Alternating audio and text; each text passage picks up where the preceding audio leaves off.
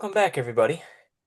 We've taken about a month break, and we are now ready to keep going and pick up with, I believe it's session 7. All right, so before we begin, I want to go over stats again with everybody, just to make sure we're all on the same page. Aaron, let's start with you. I'm going to go ahead and do your stats, and we're going to go ahead and do Samos's stats, since he is still with the party. All right, Aaron, you're currently sitting at 35 hit points. Yep. 280 XP. Yep. All right, you've got 2 rations, Uh-huh. 201 copper pieces, 70 silver Yep. pieces, and 24 gold pieces. And Yep. you are on level 4. Yep. You don't have any spell slots unlocked. However, you do have one spell that's Healing Word. Yep. Okay. Samos. He has got 40 hit points, 101 XP, and he is at level 4. He does have I think he's got 3 spells, and you should have those written down for his character. Um, okay. Isaac, are you ready? One moment. Yes, I am ready. Okay. You, my friend, are currently sitting at 6 HP, Yes. 308, sorry, no, no, yeah, 6 HP, 318 XP, and 3 rations Mm. with 4 copper pieces and 40 golden pieces, also at level 3, and you do not have any spell slots or spells available. Mm-hmm. Okay, so we're all on the same page. So, all right, I'm just going to go ahead and review a little bit of what happened last time to kind of refresh our memories and be able to get going. All right, so uh, I got to remember everybody's names after this time. Jimothy Forl-fac, you were remaining in Bitmont Pork with your benefactor Wintagon in the inn, playing a game of match with a fellow stranger that you met, making friends. Gurth and Samos were battling the Cyclop in the cavern in the dungeon that they were working their way through. Defeated the Cyclop, got away with their share of the loot, and they returned and met up with you again. And they were able to meet your friend. Samos was introduced to Wintagon. Wintagon informed Samos that he was a valuable member to the group, but he was not one of the group, and he would never be one of the group. However, he did tell Samos that his services from time to time would come in handy in helping the group along their quest. So, with that bit of information, the three of you actually settled in for the evening, and you got your rest in. You woke up right as the town was getting ready to settle in for the night. So you decided that you would all roam about the evening hours of the town. Gurth and Samos wanted to go back to Lysander at the stables and try to get a little bit more information out of her regarding her missing sister, Wendy. Well, Gurth got a little carried away, and one thing led to another. And the marshal, his name was Herp Bridger, and his deputy, Cole Hackerfast, from the Reconstructionist Union, showed up on the scene. Girth had a little bit of episode, and he ended up getting shot by the marshal. And with the shot, it was a very powerful uh, weapon that is not none of you'd ever seen before in any of your travels. And Girth surrendered and was taken into custody, and he was handed over into the hands of city officials to await his trial. So, we are going to pick up there. Let's see. I'm gonna let each of you take a long rest, and just gonna say morning is now upon us. So that is, I believe, so it is now about 2 o'clock in the morning from when we uh ended that. Can I use a couple of my hit die? Absolutely. And keep in Can mind, I I've use, modified the rules a little bit for the hit dice, so you can use as many hit dice as you want, and then when you take your next long rest, all your hit dice will reset. okay. So you should have 3 hit dice that you're able to use. Just let me Then I know. use all three. All right, just let me know what you end up with. Mm-hmm. Aaron, I don't know how you're looking on I got 15 hit points. 15 hit points back or 15 hit Yep. points total. 15 hit points back. Okay. Both characters under my control are full health, so Okay. it So they were 35 to playing it. 40, I believe. Yep, they Okay. weren't making some interesting choices. All right. Each of you go ahead and expend 1 ration. So Aaron, that should put you at 1 ration, and Isaac, that should put you at 2. All right.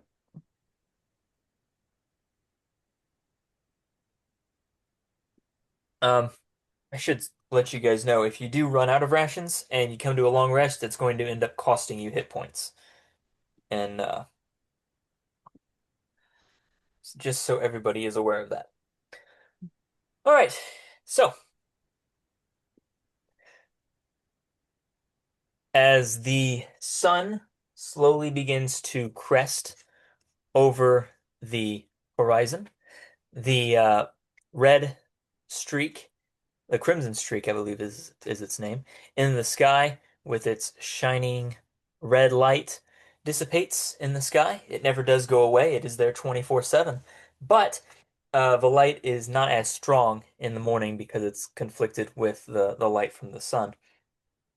But as the sun comes up, the light seems to dissipate, and Gurth, you are awakened. Excuse me, you are awakened from the cell that you are sitting in below the Justice Building of Bentwalk Port. 2 armed guards come in, and you're still bound in manacles. You're still nursing your wounds from the bullet that hit you the night before from the marshal's gun. So they take you, hands bound, and they lead you up into the large open room inside the Justice Building. They sit you down in a chair about in the middle of the room with a guard on either side. Behind you in the pews, there are several individuals that you recognize. The marshal and the deputy are both there. Um, Lyson Gaster is there. The stablemaster is there, and several other people that witnessed the events from the night before. Um, Samos, Samos is not in the audience. I do apologize. Um, Samos and Jimothy, you do not see at this point. Up at the podium ahead of you, it's a raised podium. You are still waiting for the mayor of Bentwalk Port to enter. Isaac, is there anything you wish to know, anything you wish to do, or anything you wish to say at this point? I plead the fifth. What is this strange fifth that you speak of? We're not familiar with this. I Uh, refuse to speak. All right. So you just stand there and you just standing looking up at the raised podium, wondering what this mayor is going to look like or what he is going to do once he gets there. Aaron, uh, Jimothy and Samos were planning at the end of the last session to travel along the East Road. He wanted to go north along the East Road, and there was a wizard shack. Someone that the stranger had told you could be able to either give you some spells and maybe even be able to open up some spell slots for you to try to teach you some magic. That was what you two wanted to do. Where are you guys at right now? So you I know, believe we would have started right at like kind of the beginning of the East Road out of town. okay, so you are headed up the East Road currently, while Isaac is here. No, no, I just told him to meet me at the Meet you at the edge East of Road. like Okay. yeah, Okay. So is Jimothy already there at the yeah. East Road? Okay. So Mhm.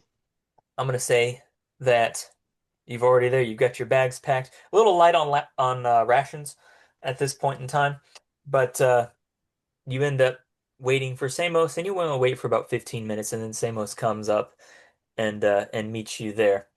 I do apologize again. Joe is still unable to be with us, so you're gonna have to double as Jimothy and Samos. So, I will give this to you.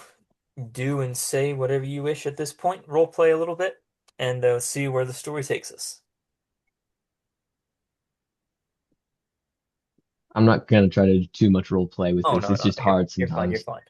fine. Yeah. Um, So like I said, Gurth, when they Gurth is meet there. up, Oh, go ahead. um, just basically, Samos was kind of relay everything he knew about the situation with Girth to Jimothy, and then let me just do a quick roll.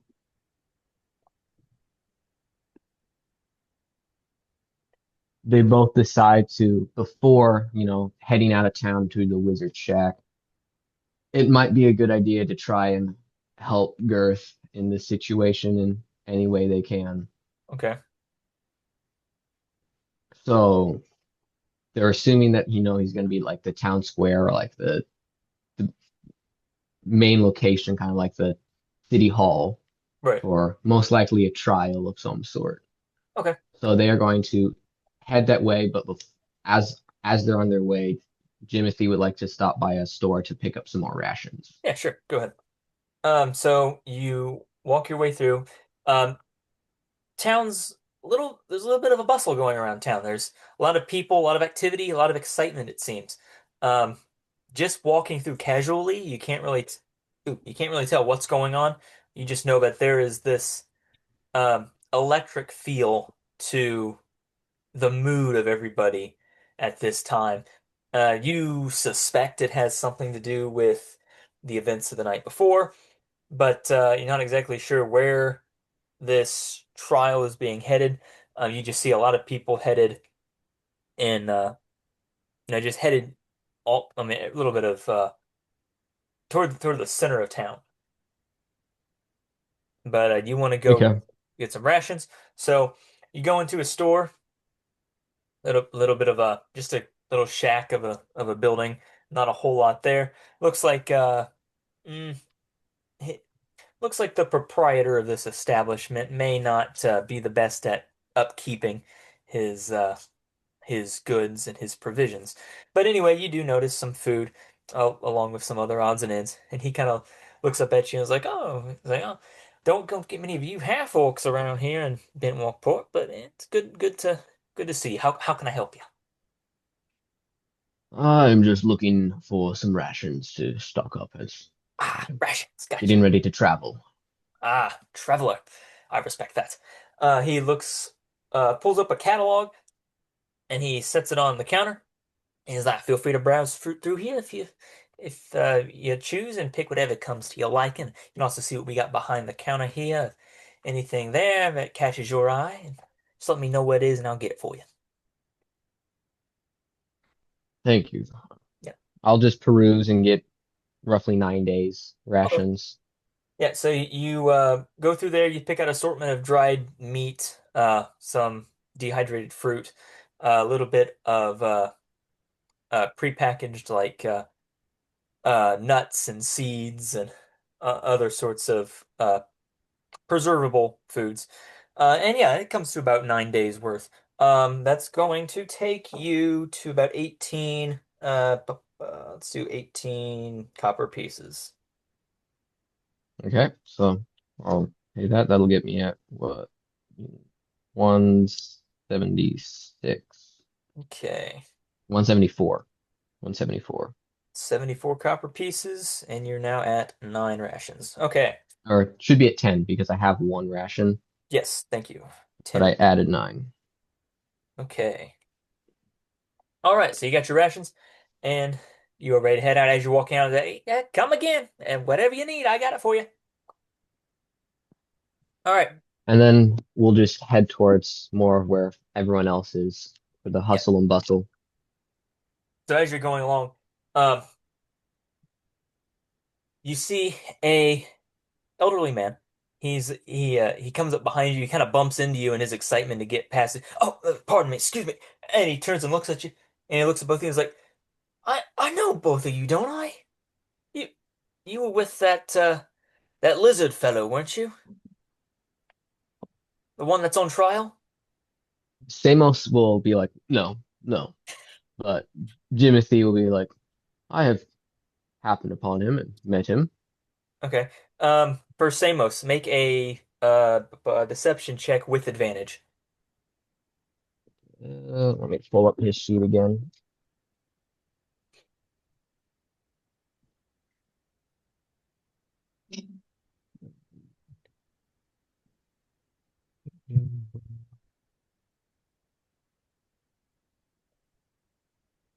That'll be a 19.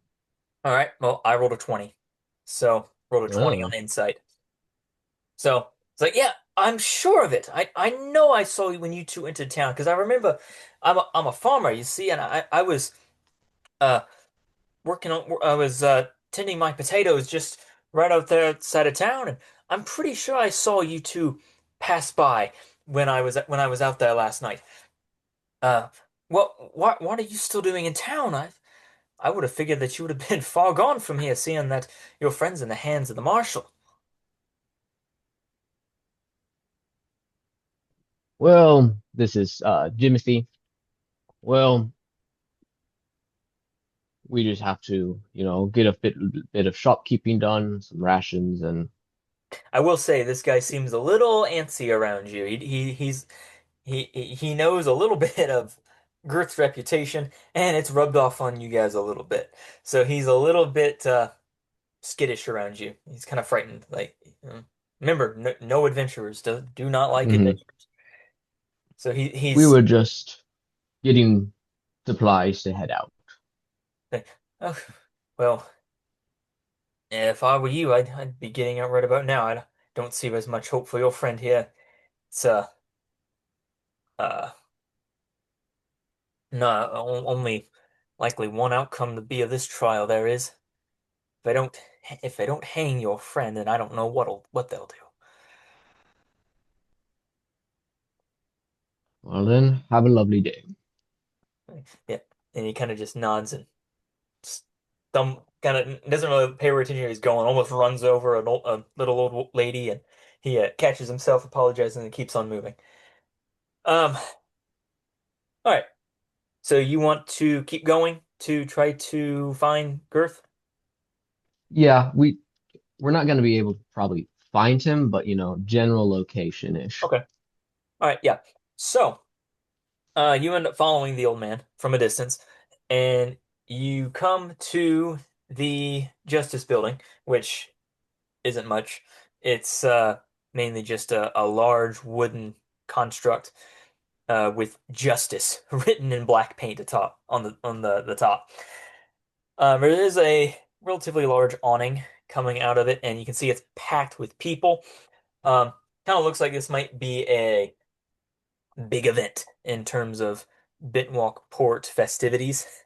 Looks like some people might have brought some sack lunches with them, and they're kind of just making a day of it on the lawn. And some of them are the ones that are lucky enough to get close in by the door and windows are kind of just watching as things unfold.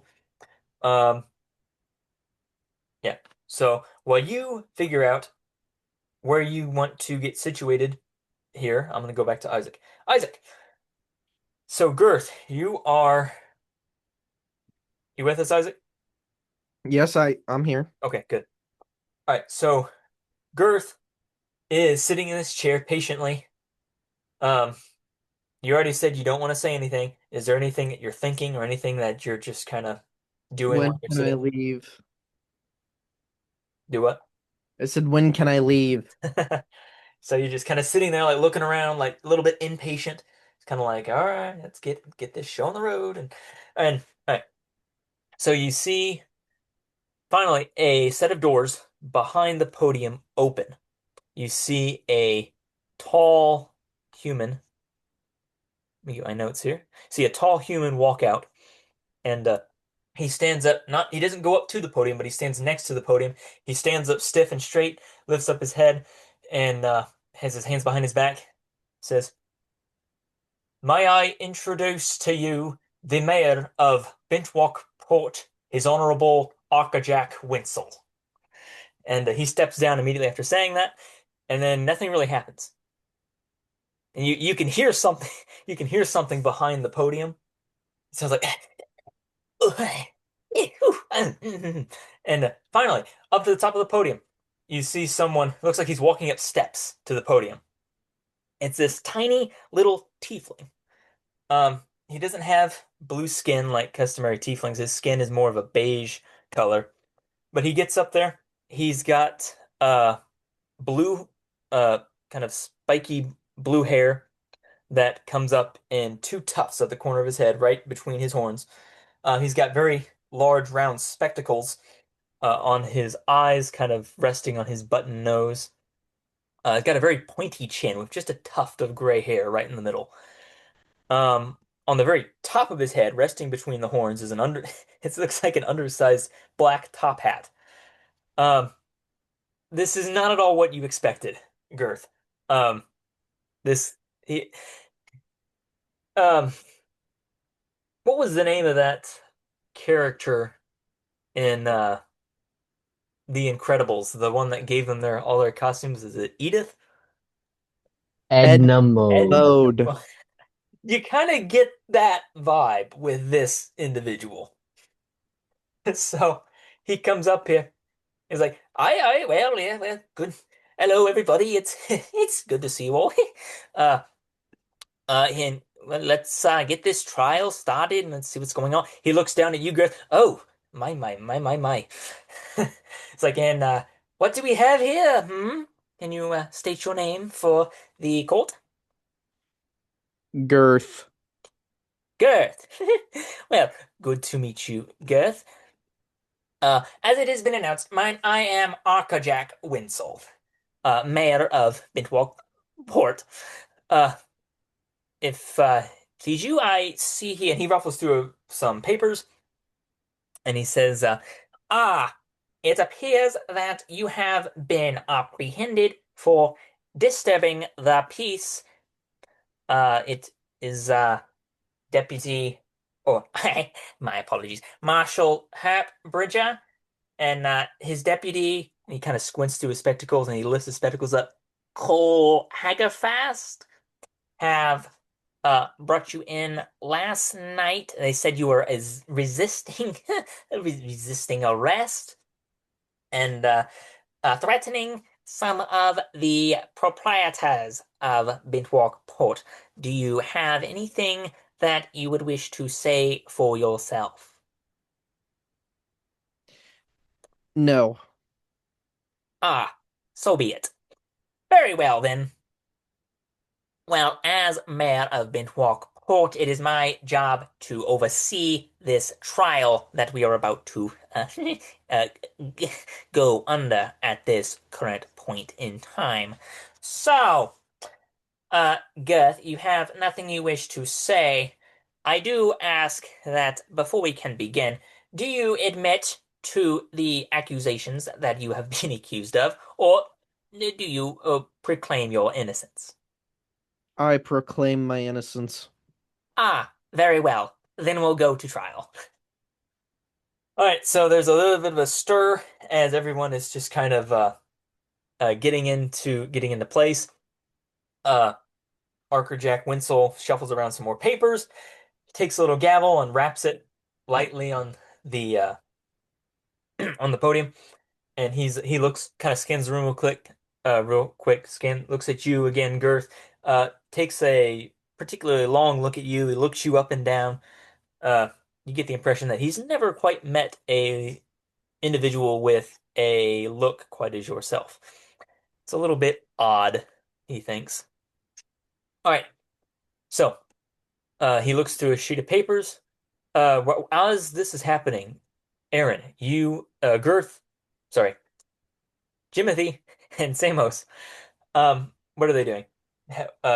You guys have found a vantage that you can at least hear what's going on. Um, if you want, you can try to get a vantage where you're a little bit closer so you can actually see what's taking place. We won't risk that. Okay. If we can hear the proceedings, that Oh, works enough. okay. So Um, you're lost. You gotta get yourself lost in the crowd. Go ahead and both of you guys make a stealth check.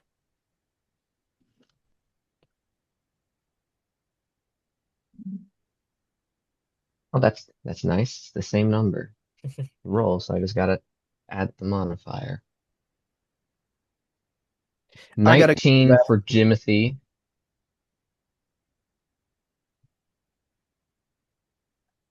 Come on.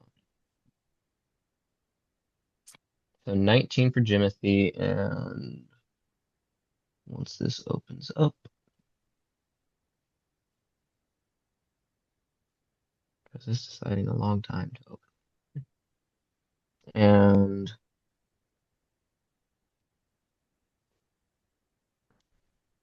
16 for 16 Samos. for Samos. Okay. All right. So yeah, Jimothy, you can just barely see inside the room through the crowd of people. You can see the back of Girth's head as he's sitting in the chair, and you can see Archer Jack Winsel standing at the podium, ruffling through his papers. Samos can't see any of this, so if Samos wants to know what's going on, Jimothy's gonna have to relate it to him. All right, Isaac, are you back? Not yet. Okay. All right. Well, let's give Isaac just a couple more minutes.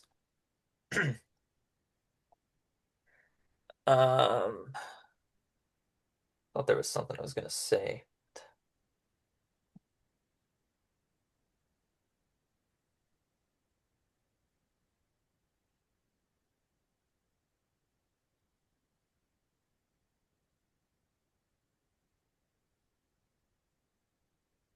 All right, yeah. So, Jimothy does stand out just a little bit, not necessarily because he is recognized as the half-orc that was associated with Gurth, but because he's a half-orc. A half orc. There's not many Well, half-orcs that are around. So people do notice him, but they don't necessarily recognize him as Jimothy.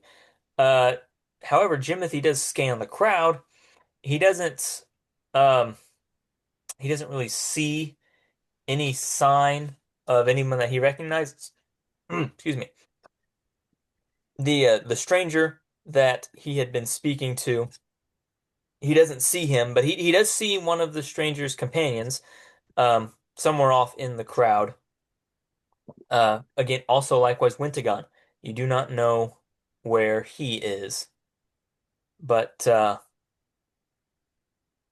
said you cannot see him anywhere. You're assuming he's probably still back at the tavern. That's where he was when you left him, but not exactly sure what's going on there. So, kind of just wading through the people. The sun's starting to come up, and it's you can tell the chill night air is starting to wear off, and it's getting looks like it's going to be a pretty warm day. The sun is out. okay. Sun is out shining. There's a soft breeze, but beautiful day, all things considered. Um, but of course, that will ultimately depend on the outcome of Gurth's trial, whether or not he has determined. Gurth has decided that he wants to uh, take his case to trial. So what the individual, what the old man said that you saw in the street kind of has you a little preoccupied. He said that we're gonna find out what happens to Gurth, but most likely he said that Gurth has a hanging in store for him for the crimes that he's committed. But so you're a little worried about that, a little worried for your friend. Not exactly Would we sure. know whether, if, the proceedings go to a hanging, whether um, they do the hanging right after the trial or the next day? At this point in time, you wouldn't know that. You're not Okay. familiar with uh, the Bentwalk Port legal establishment or anything like that, how they do their politics and things like that. So no, no, at this point in time, you wouldn't know that. Okay. Then But we just wait. but if you want, you can try to listen in to some of the locals as they're talking amongst themselves and try to glean some information. I mean, I guess both will do that. Okay. So go ahead and just roll investigation, and this will allow you to overhear some conversations. For Jimothy, that's a 15. For Samos, that is a 15. 15. Okay. So yeah, you don't hear a ton. However, I mean, you hear some people. You hear a little boy saying like, "What's gonna happen, Daddy?" And this older man's voice says like, "A creature like that, they ought to get rid of him for sure. Shoot him, I say." And you hear some others like, "What is that dreadful thing?" And um, there is one one uh lady that standing right next to you guys that you do hear her say, "It's like, poor creature, like he doesn't stand a chance in that room. They'll hang him for sure."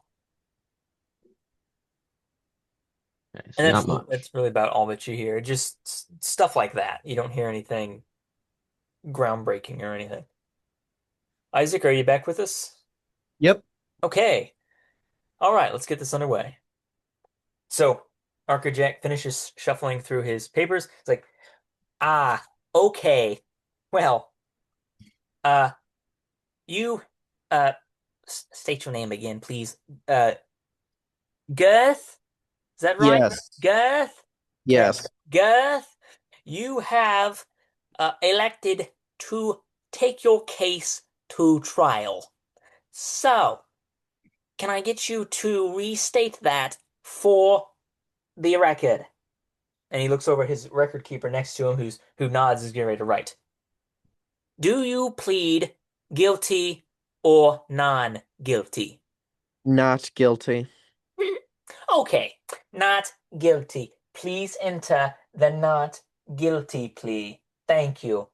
Okay, now I will call witnesses to argue for the guilty pleading, and afterward I will allow you to present your own witnesses for your not guilty plea.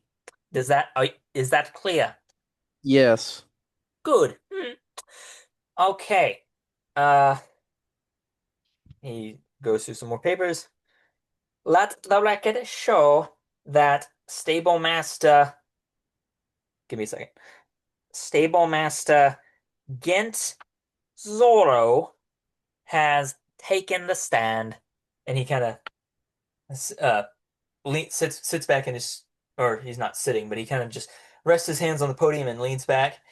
And Gurth, you look behind you, and the stablemaster stands up, and he looks a little nervous, but he's looking over at you the whole time. He really does not like you very much. Um, he walks up. He's like, Your Honor, are you stablemaster Gent Zorro?" And he says, Yes, I am, Your Honor." "Ah, very well. Let the record show that stablemaster Gent Zorro has taken the stand." And so the record keeper scribbles away furiously at her pencil, at her paper, and so he comes up and walks a little bit closer. "Ah, stablemaster Gent Zorro, can you restate the account of the events from last night?" Like, yeah, yes, Your Honor. He looks over at you, Girth. "Well, this thing came into my shop last night, and even after I had told the marshal, Marshal Bridger," and he nods to someone back in the audience, "that he and his fellows were adventurers." Fellows. Pardon me, fellows. What fellows are you referring to?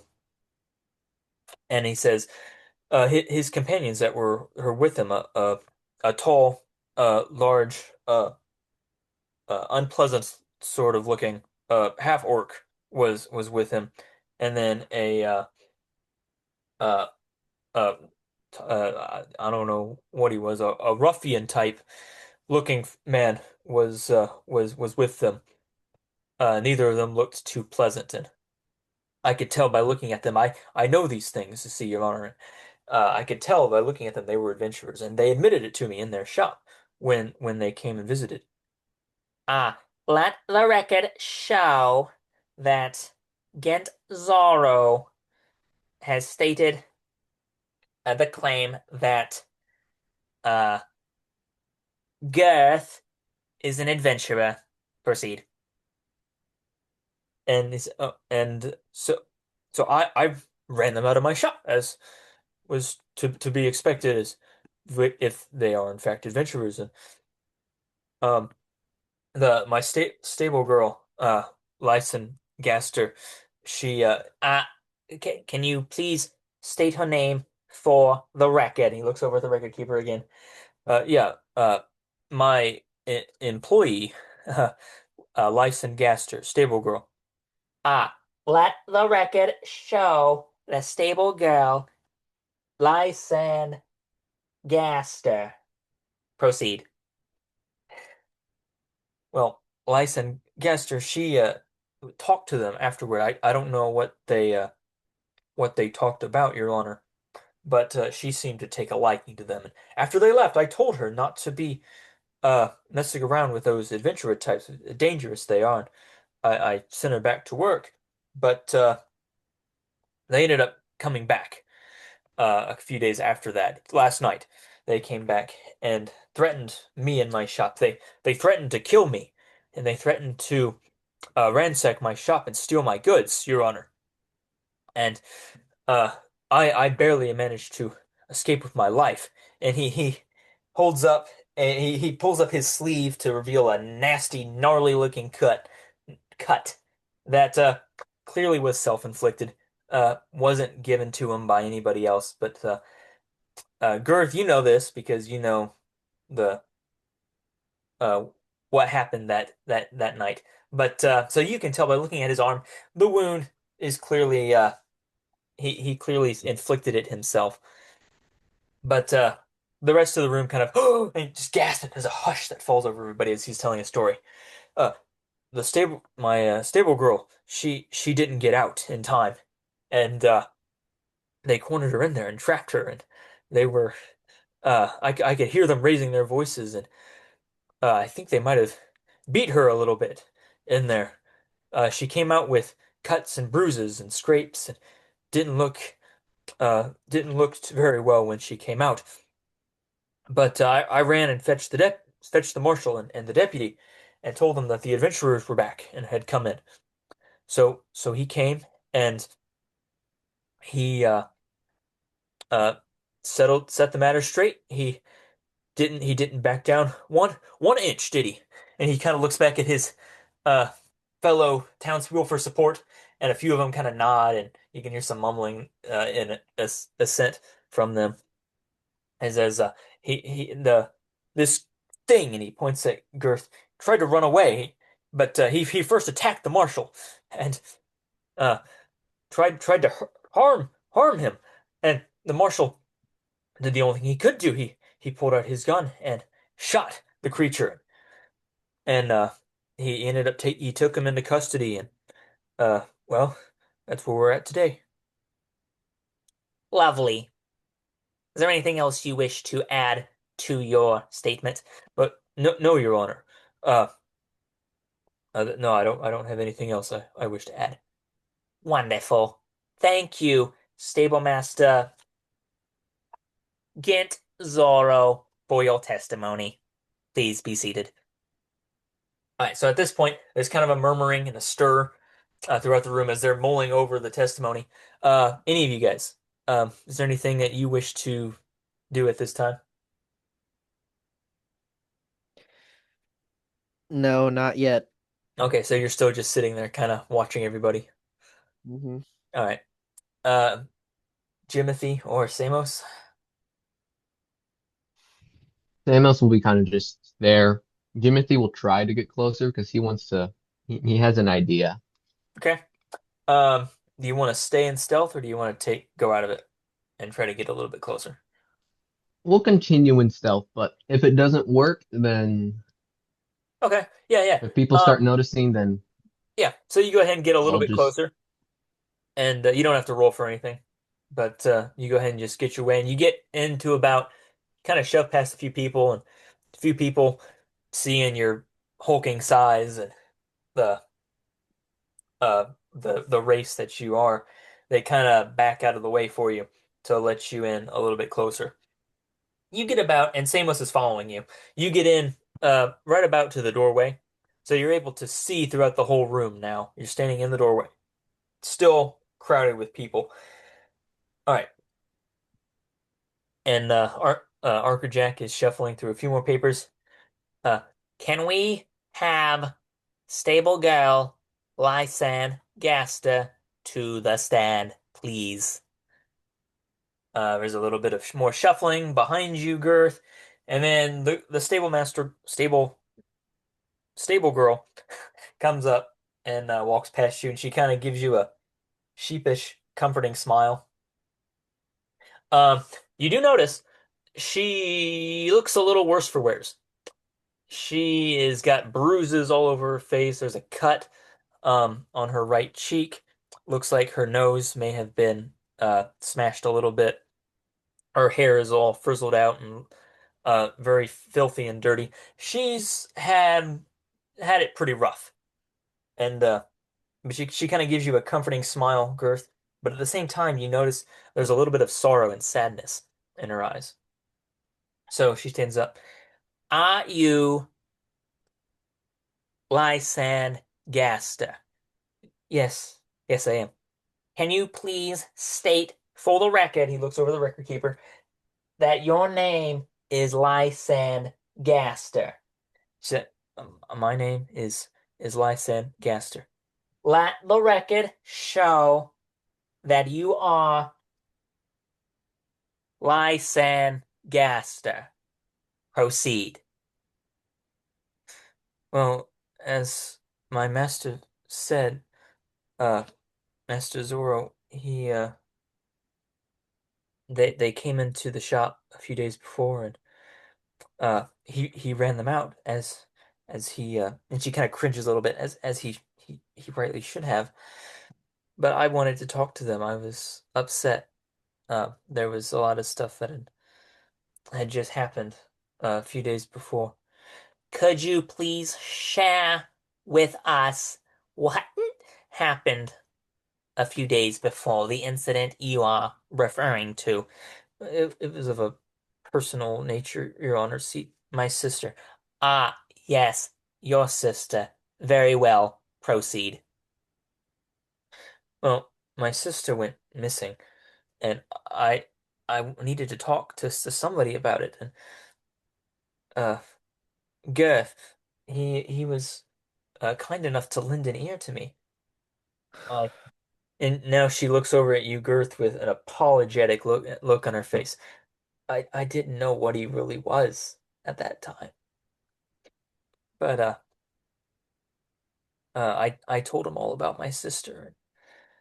Uh, he said that he would go find her for me, and that was the last I saw of him for about a day or two.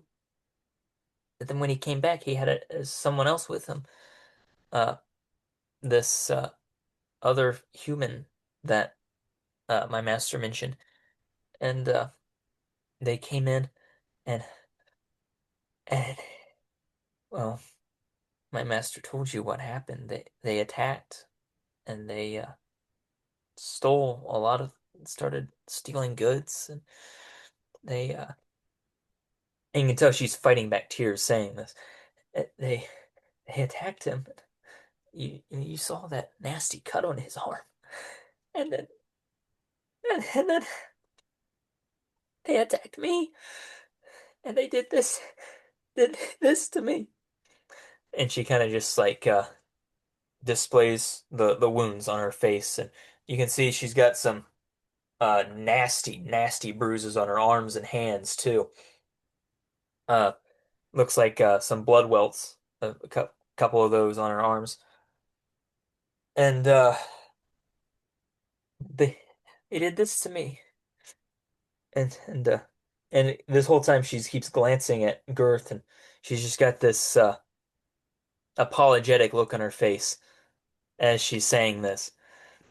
And she's saying it's all with a like she's forcing it out, struggling to get through this testimony.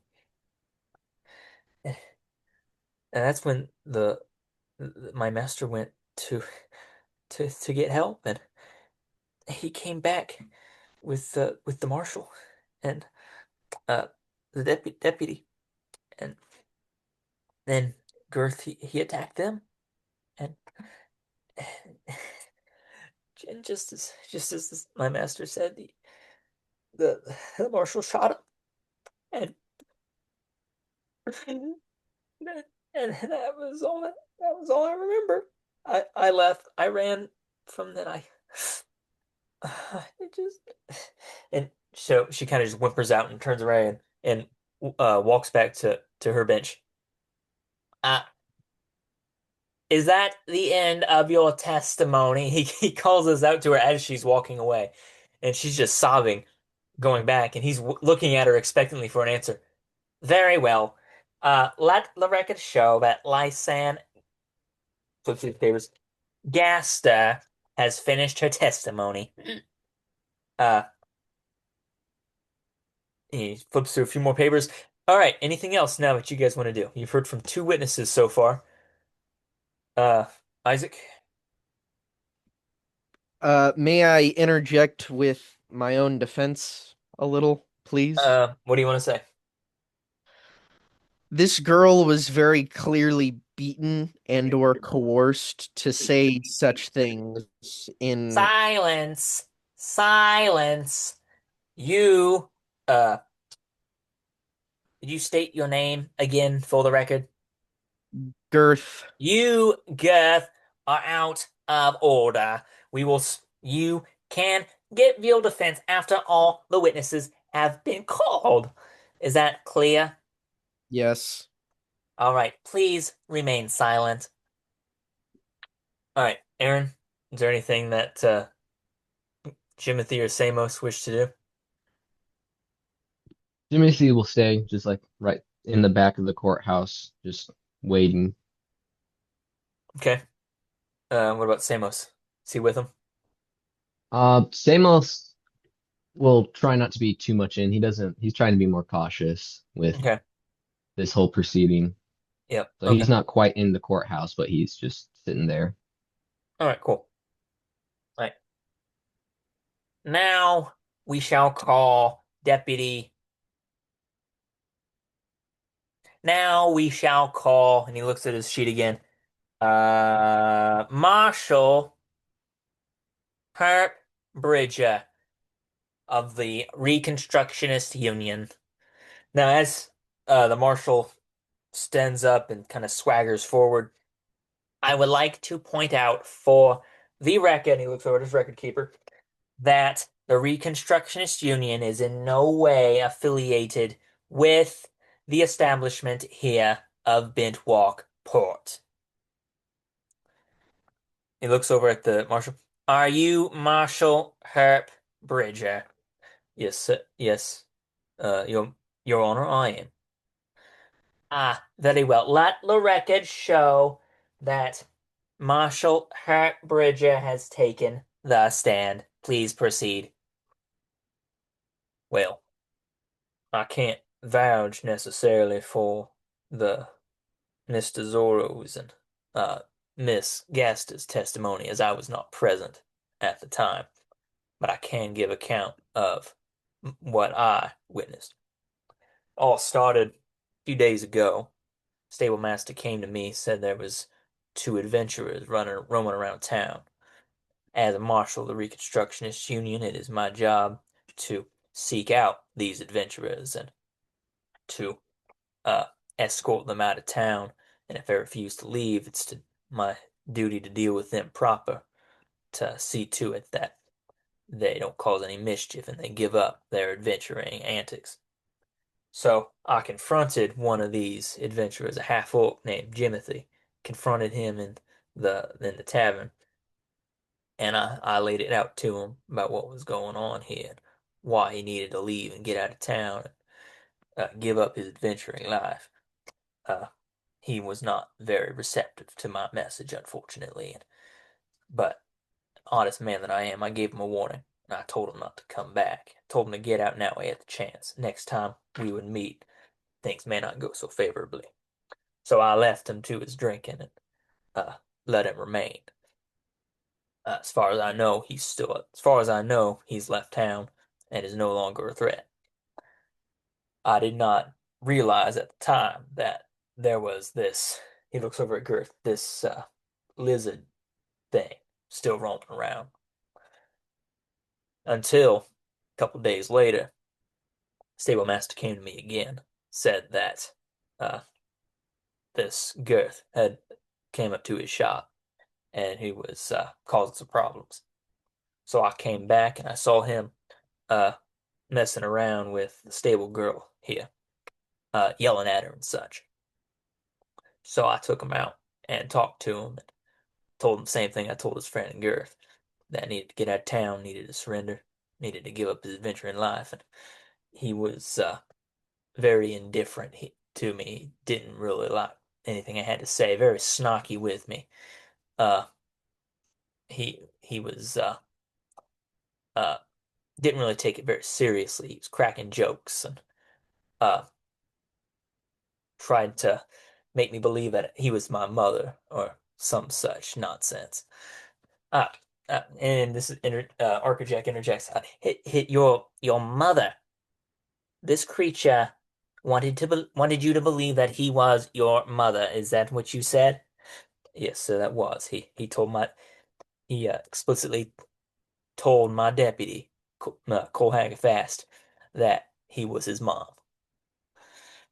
And so Arcajack, huh, how very amusing.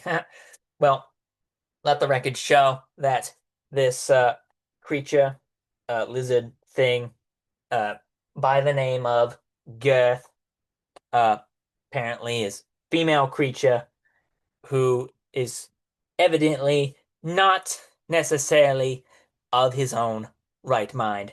Thank you. Please make note of that in the record. He looks over at his record keeper and she scribbles away furiously. I would like to make it known that no one here has Silence! presumed You any evidence that I'm silence! not their mother. Silence! You will speak after the accusations are finished. Is that understood?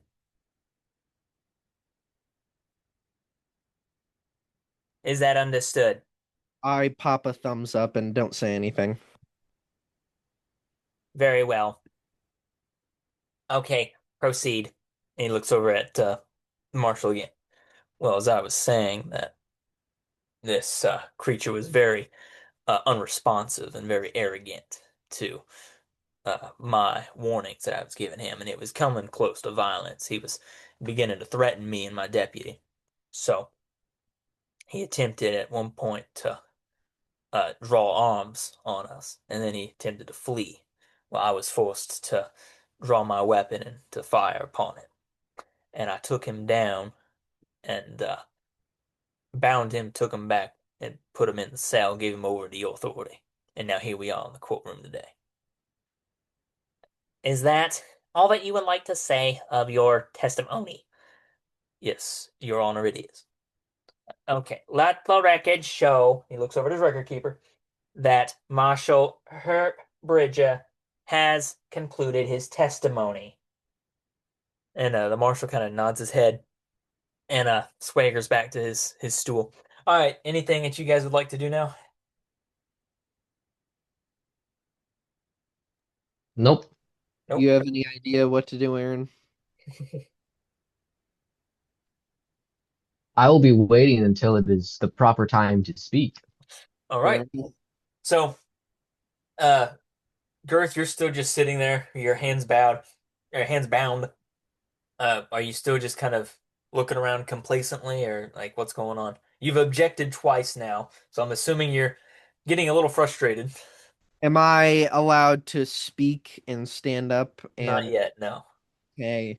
I sit there like a good little child and say nothing. All right. Uh, do we have any other witnesses who would like to testify against Miss Girth? He looks around and uh one other person stands up. It's the deputy, Cole Hagerfast. Uh, please come forward and make your testimony. The deputy comes forward. He looks at you, Girth. He kind of just like wrinkles his nose and just kind of uh looks at you disdainingly. Please enter your name for the record. Name's Cole Hagerfast, Deputy Cole Hagerfast of the Reconstructionist Union.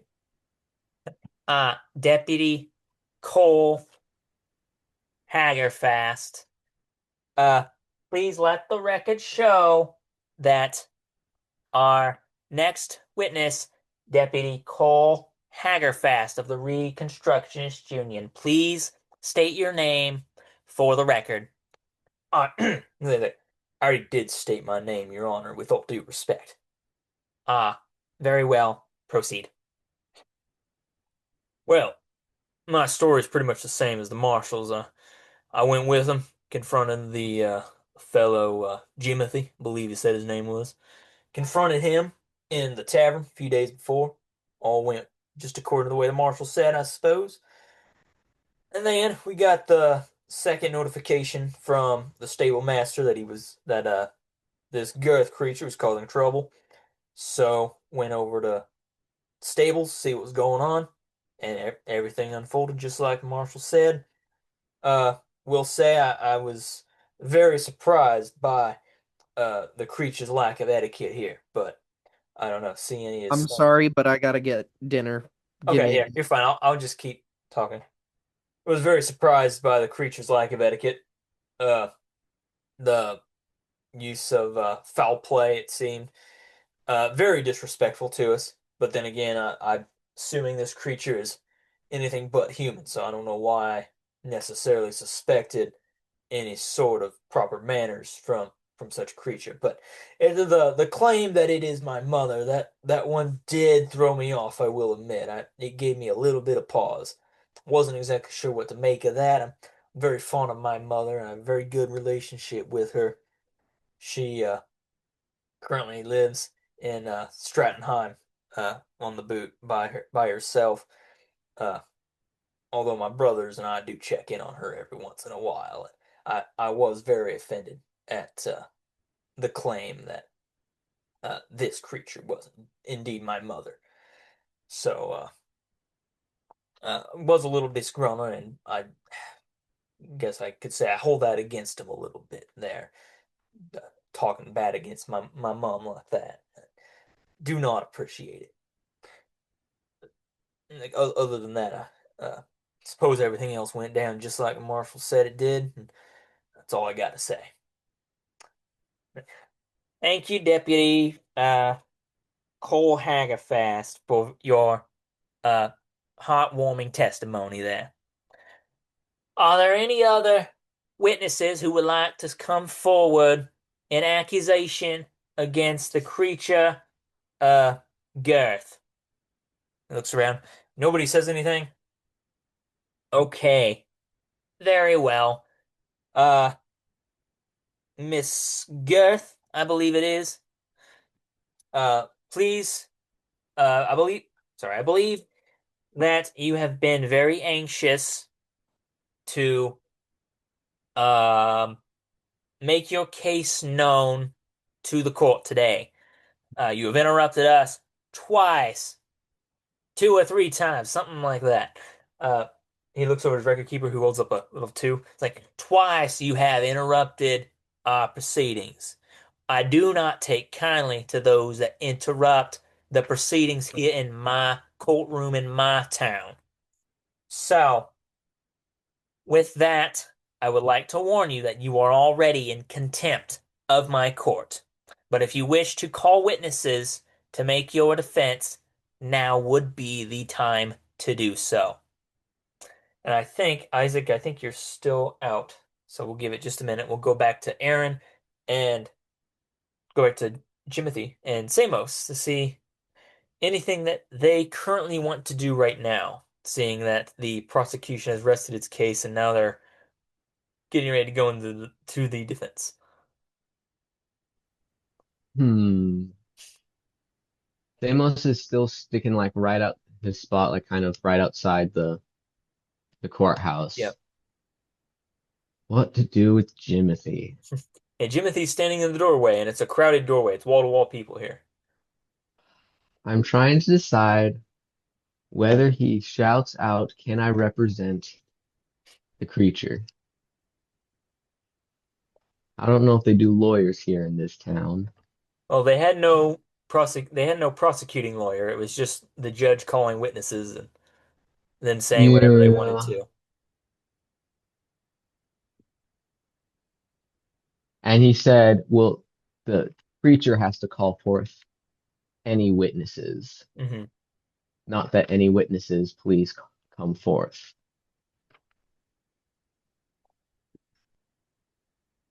I'm gonna wait for Isaac to come back so we can fully Okay. do it out, but I have in mind what I want to do. Okay. All right, So, We'll see what Isaac wants to do.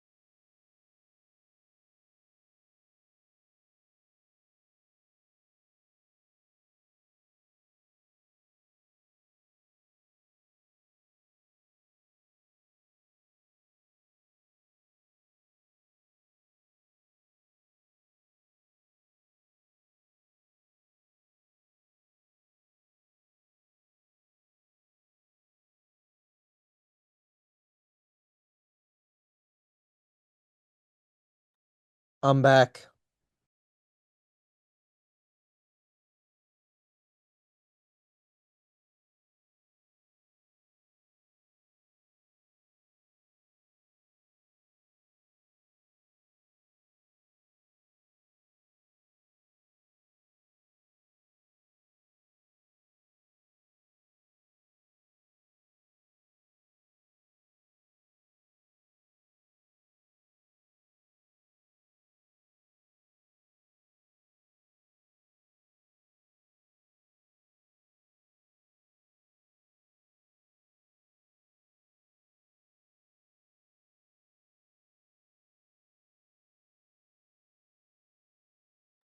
All right, Isaac, are you back with us?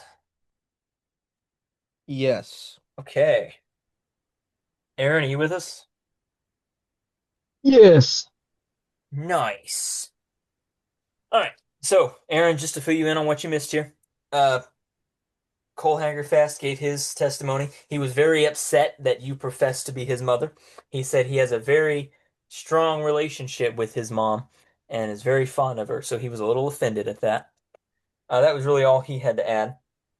Um, Archer Jack Wenzel also went ahead and rested the prosecution case, and he has given you the option now to to call forth witnesses to defend you. He did say, though, that you have interrupted his court twice, so you are now in contempt of court. Alrighty. So this is all you now. I stand up out of my seat. I call my two companions if they're in the courtroom. If they're in the courtroom. So you're like, hey, friends, if you're here, defend me. All right. I mean, that's the best At I got. this Yeah. That's really all you can do right now. Yeah. All right. at that, I Jimothy will. if he's wearing a cloak, kind of, toss the hood back and raise his hand and It's kind of a murmur in the crowd. walk forward to witness. Uh, oh, my. What do we have here? Please state your name for the record. Looks over at the record keeper. My name is Jimothy Forl-fac. Jimothy Horrific? Is that what you said? Forl-fac. Half-orc. Jimothy Half-orc. Please let the record show the witness's name is Jimothy Forl-fac. Please come forward. Are you testifying on behalf of the lady, the creature, female creature, Gurth? Indeed. Uh, Gurth, do you wish to call forth Jimothy Forl-fac as your witness? Yes, Your Honor. Very well, you may proceed.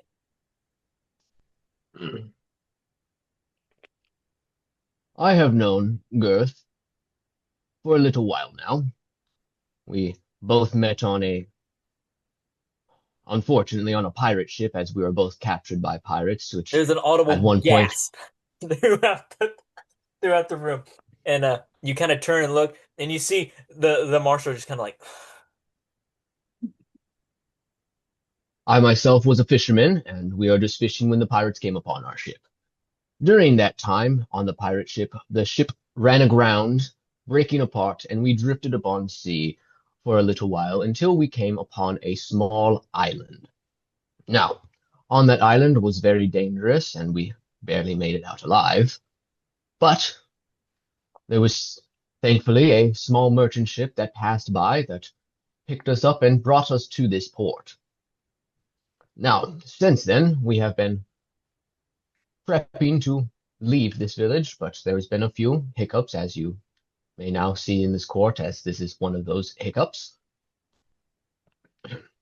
We were passing through town and looking for a place to stay when we happened upon the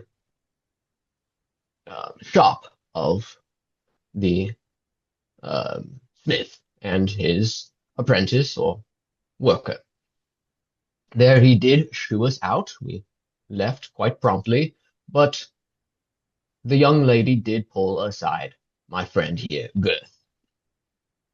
And after Gurth had left, I had then left and was walking by when she came up and talked with me about her issue.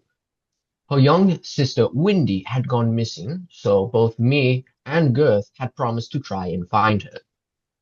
Now, I was, after that, went back to the tavern where I was staying to rest through the night, get some rest, where I met a few men, and that is where I met the marshal.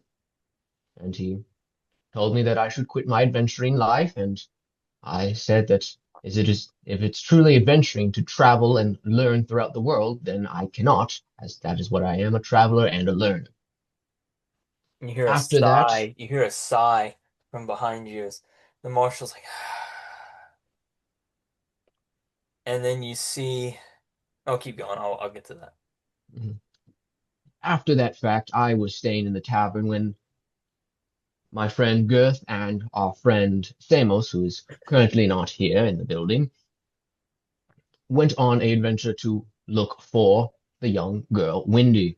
There they happened upon a cave, from what they've told me, and a monster inside, but they did not find the girl. So they went back to ask the young lady if she had any more information, if she could call any information about her sister, where she was last, what she was doing, just trying to figure out the mystery.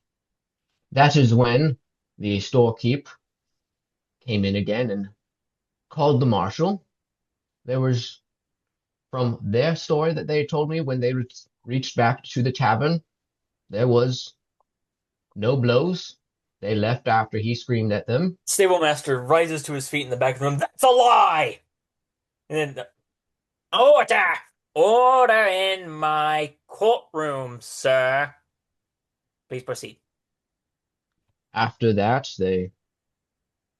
after the marshal was called for that time, um, my friend Samos left the scene, or was sticking around as the marshal asked him to stay, and my friend Gurth unfortunately tried to flee but was taken down by the marshal, which is where we are now today. For my defense of my friend Gurth, we were merely trying to help this young lady find her lost sister. There was no blows. If you would like to see, we did not steal anything. If you were to look through our belongings, we have none of the shopkeeper's personal belongings. We did not steal anything. And we have been trying to find this young lady and return her to her sister, and then we will be on our way, never to be heard from you again. At this point, there's a cry from a woman on the other side of the courtroom. But the cuts on her arms! And the bruises, too, said a man in the middle of the room. And now there's like a whole uproar in the room as everyone's just kind of like upset. You know, they saw the wounds. And order in my courtroom, please. And but it's still there's just a loud disturbance, and you kind of turn around, look at everybody, and everyone's just upset and kind of mad at everything that you said. J uh, Girth, I think, is just sitting there basically. You do see the marshal in the confusion. He looks over at the deputy, nods his head. The deputy stands up and walks to the back of the courtroom and walks out the door. Um, Now, I may also, not have an so, answer so to those hold on. So, wounds. so, so hold on before you start speaking. There's still an uproar, and the Archerjack is trying to settle everything. Order, please, please, order. And at this point, there's a few uh kind of muscular thug type looking townspeople that come in and kind of just start pushing everybody around, trying to get everyone just to settle down and calm down. It takes it a couple of minutes, but after a while, everyone finally just sits down, and there's kind of just a there's like a tense aura throughout the room. Hmm. Ah, now, Mr.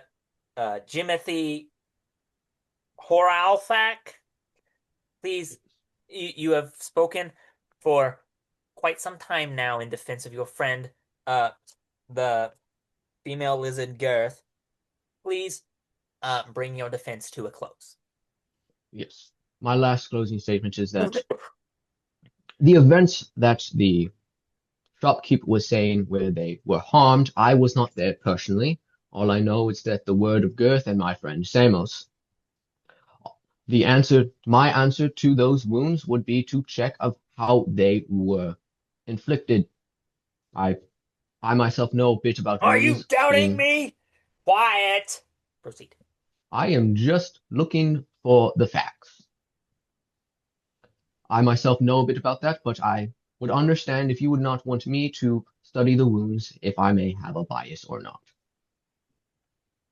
Very well. That is Thank my you for your defense. defense, Jimothy Forl-fac. Let the records show that Jimothy Forl-fac has entered his defense of Gareth. Please be seated again. He just sits down or kind of crouches if there's no seat. So you just sit where you're at, where you're standing? No, I kind of go like toward like Go back. beside Girth. Okay. Yeah. You see the marshal eyeing you as you keep going. And he can't really read his emotion. It's just this solid iron-faced stare watching you as you go back. Hmm. All right. And then the shopkeeper comes over and he's pushing his way through the crowd. And he gets close to you. He's like, "What do you think you are? You doubting me? Calling into question my I testimony? I know what he did." I am not saying that you are a liar or not. I am just curious of how those wounds came to be. We have Bah! no proof except your word against my friend Girth. Check his traveling bag. You'll find 12 horseshoes in there. I know And it how do you because know that's how. exactly if you are so in distraught and you meticulously counted your wares and if it was complete disarray, you must have been take some time to organize everything and find everything. He looks at you and kind of just like, you'll find it in there. And who Alrighty. do you think they'll believe? You with your hearsay? You weren't even there. Or will they believe We me? have yet to hear from all of the defense. Yeah, we'll see. And he kind of steps away again. Uh, Gareth, Yes. are there any other witnesses you wish to call on behalf of your defense? All I wish is to cross-examine the shopkeeper and the one slave girl he has. Let the record show that the creature Gurth wishes to make a cross examine on stablemaster Gint Zorro and stable girl Lysan Gaster. Now, Girth, what is this cross examine thing? I wish to make an example of how I could be framed and or make sure his statements are factually and absolutely correct in damning me and putting holes in my defense. Ah, very well. Call your witness. I call the young stable girl as my first witness. Ah, he looks over at he looks over at uh the record keeper and he kind of whispers, "That's a bold strategy, calling the enemy or calling the opposing witness to defend him." Like, stable girl Lysan Gasta, please come forward. And he's kind of got this puzzled look on his face. Everyone's kind of confused because they're like, his witness is the same witness that testified against him. So they're a little confused at what's going on. Anyway, continue. Yes, please restate your account of what happened.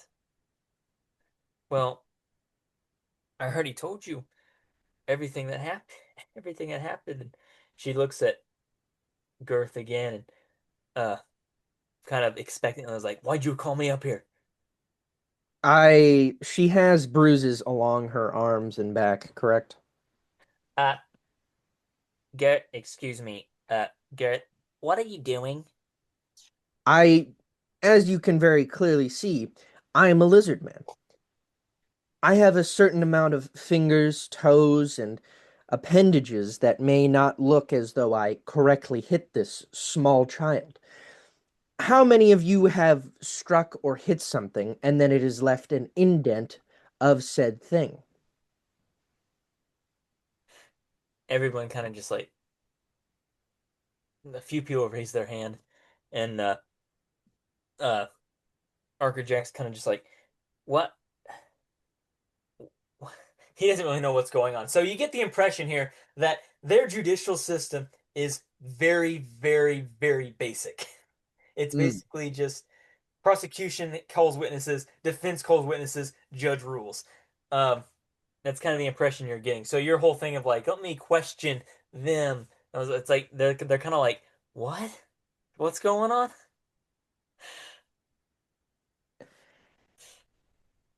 So, stable girl, why do you, sorry, allow me to articulate myself. What makes you, I wish to address the peanut gallery? Aaron, are you raising your hand Yeah, in? and you need to say something. Yeah, I'm just saying what Samos is doing. He is going to Uh, be going around to the back of the building, just kind of yeah. walking around to try and find Gurth's belongings. Okay. So, So yeah, you don't really see them anywhere. Is he outside the building? he's like going around to the backside to see if there's like any openings to get in from the backside. Oh, into okay. He goes around. No, there's not. There's no back doors or anything Hmm. like that. Oh, I'm gonna take that back. There is actually a small back door um, on the left corner of the building on the back side, so he can go in that way. So he'll do that. Okay. Isaac, back to you. Now, stable girl, what caused this large commotion was you asking help to find your sister, correct? What? You originally pulled me aside and asked me to help find your sister, The correct? stable master comes. You can't talk to her like this. And you Order, can, order, order. Now, Gurth, this is a very uh unorthodox method of uh justice that you're coming here. We don't usually allow the accused to question his accusers in such manner.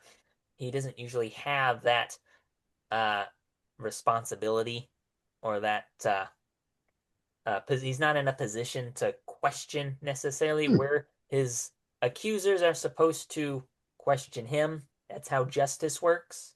So I don't. I'm curious as to what you're getting at, but I'm not exactly sure why you're doing this.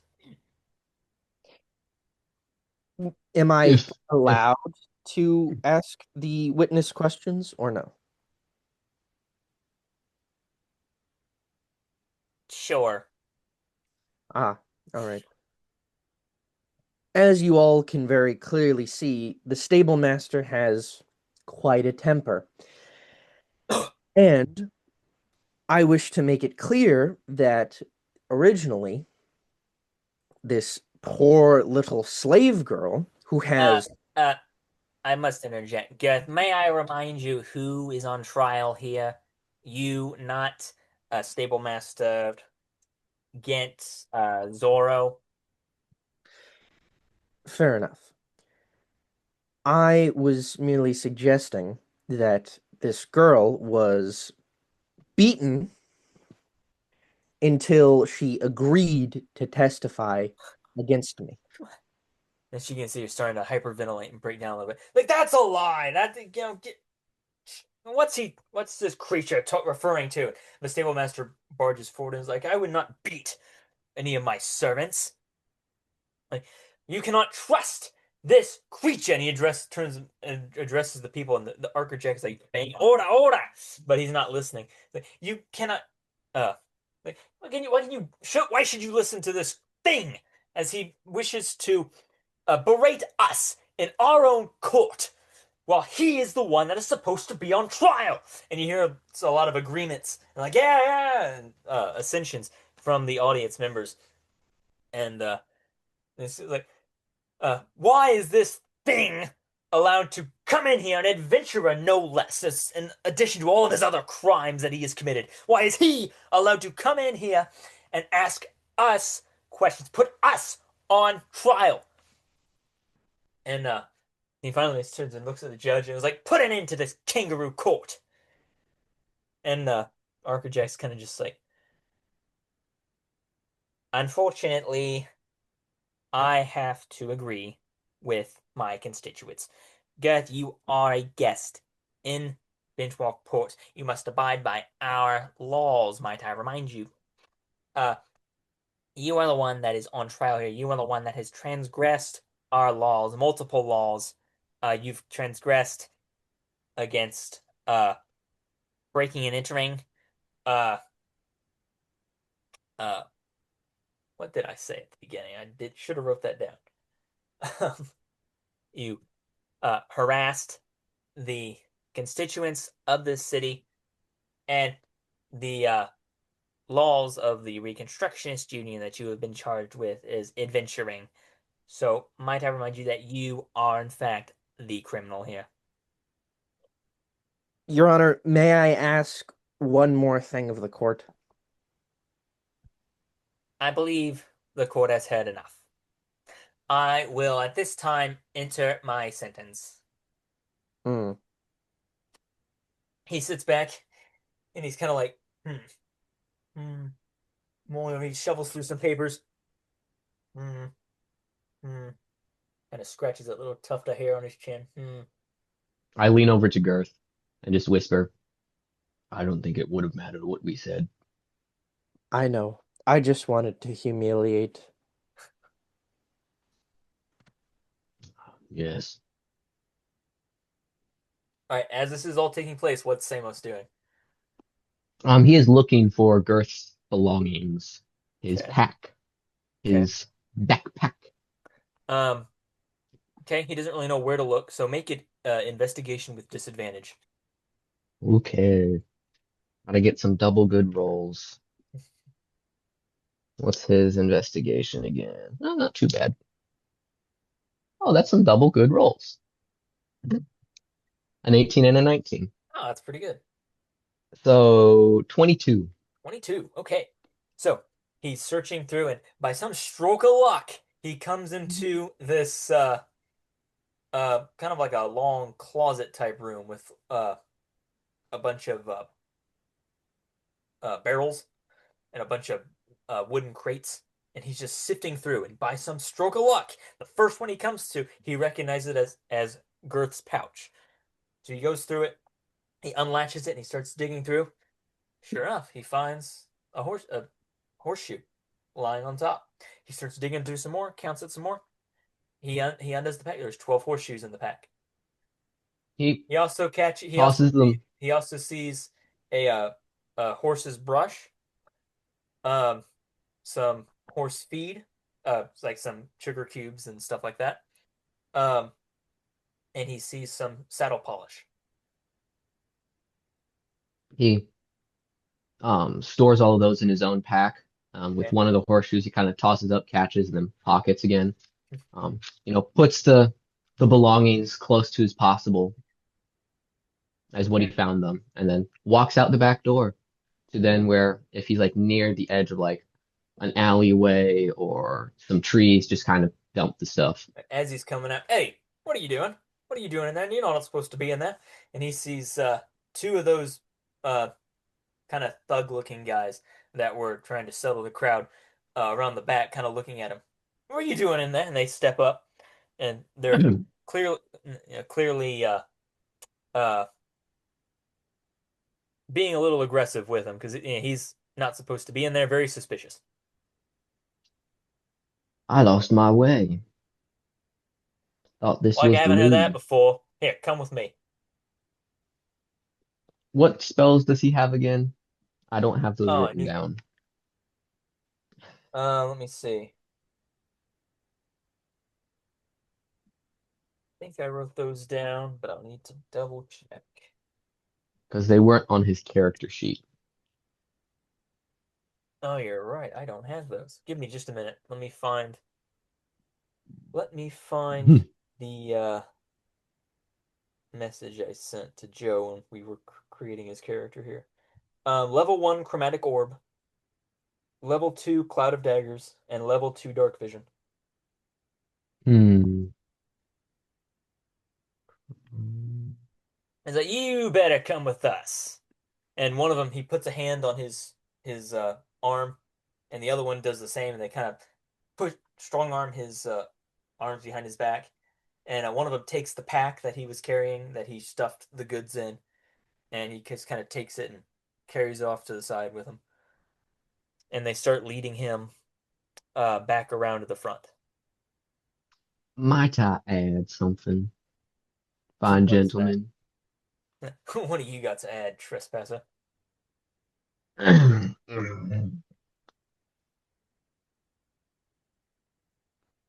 You don't know who I am, correct? Should we? Exactly. You don't know if I was supposed to be back there or not. Well, What's you? Are you the final judge? Are you the man? we'll let the math decide that of who you are, Well, what you're supposed to be down there. I Come believe on. that there's currently a court in place, so you'll have to wait your turn. One of them stops you and he takes out a little club that he was carrying. Is that you being smart with me? No, I'm just informing you that there is currently a trial in place, as you can He clearly takes the butt see. of the stick and rams it into your stomach. Roll attack for that. Ooh, boy. All right, that's a +5 to hit. So he All does hit right. you. He does hit you, but it just glances off and doesn't really do any damage to you. You just kind of laugh it off. But he jams it at you. He's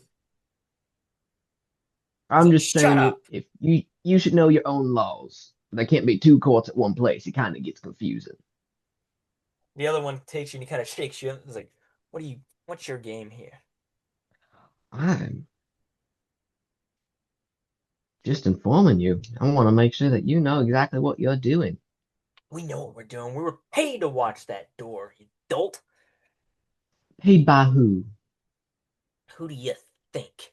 The town pays us. Oh, And they yeah. just keep carrying you and saying, we know who's supposed to go in that door and who's supposed to come out, and you're not one of them. So the other one now. Have you ever considered this? And then he will cast Cloud of Daggers. Oh, cool. Okay. He's gonna try to hit both of them, so they get stunned by it. Okay. So do I need to do So, anything with that? let me check the spell for that again. Um, once my phone loads, because I believe it's also a visual component, which is what I'm looking for. Pull up the spells.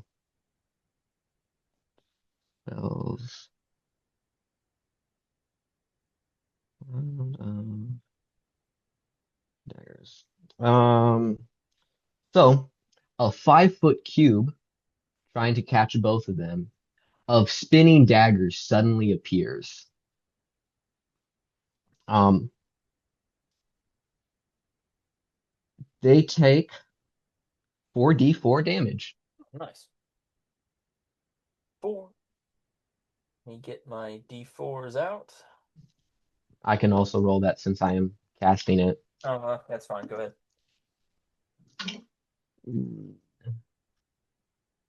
8 damage to both of them. 8 damage? Okay. So suddenly a cube of spinning daggers suddenly appears in front, and And just kind of pelts them. yeah, Okay. Like, and they let go of you, and one of them drops the pack. And it just kind of shake. I immediately Kind of like, grab the pack and bolt. hey, hey, hey! And they grab their clubs. One of them grabs a sword, and they start chasing after you. All right. So they're chasing you. Where are you running towards? The woods. The woods? Okay.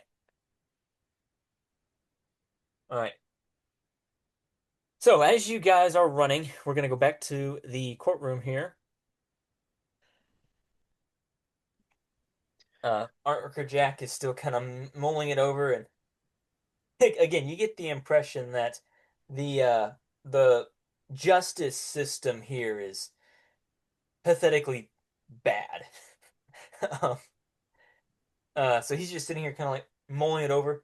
You see him even whispering with the uh record keeper a little bit, just kind of mulling it over.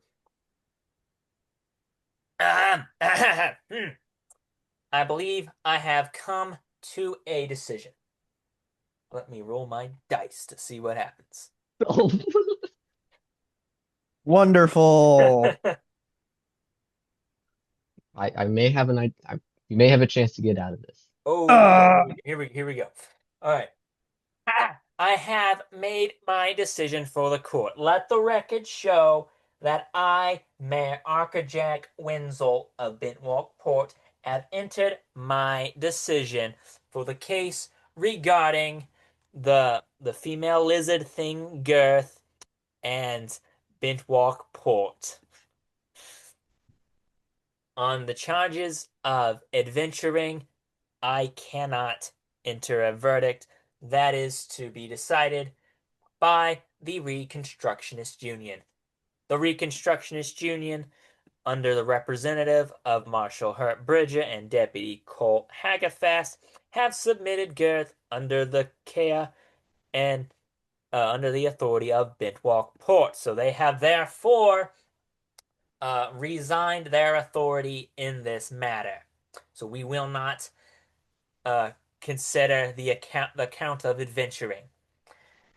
In the event of the breaking and entering and the harassment and threatening, I do find uh Gareth guilty of these charges. Hold on, hold on. No, just Jimothy is just raising his hand, just patiently and just Okay, well, Archerjet kind of ignores you. Um, it's just gonna still be up. Seeing that no severe harm was done, no lives were claimed, no severe damage of property, although some wounds were inflicted. Although the damage was not severe, we will not be enjoying a public hanging this morning. So, Miss Miss Girth, or whatever you wish to be, thing, creature, lizard, Girth, you have been spared the death penalty. However, for the physical damage that you have done and the property that you have allegedly stolen, I do declare that you shall be indentured to stablemaster Gint Zorro for the time being until the debt that you have made to life and limb and property has been restored. About the equivalent of 200 gold pieces, which shall be determined a 2-year sentence of indenturement. He bangs his gavel. This court here in Bindwalk Port, under Mayor Archerjack Winsel, in the case of the female lizard thing Girth and Bentwalk Port, has been thus settled. And he bangs his gavel and begins to walk away from the podium. And then two guards come in and they stand Girth up and get ready to carry him out. I look for the stable master. Sable Master's in the back of the room with his arms crossed and he's kind of just like uh, smiling. He's just kind of he's content with it. He not necessarily content with having to take this lizard thing under his wing, but he's content with that verdict. I mean, he's getting paid for it, so he's content. Kind of got this My good smile. sir, Kind of looks at you and is like, "Now what do you want? Justice has been declared. I think we're done here." justice has been served. I'll just say that as soon as we get Gurth's stuff back, we will immediately return what was stolen to you. Stolen from you, because there we go, you got your property back. Gurth can work for you for 2 years. I don't know how much you'll enjoy that. Oh, believe me, he won't. Hmm, I believe you won't. He has quite the humor. Well, I've got methods of making of subjecting my servants to the work that I intend for them to do and keeping them in line.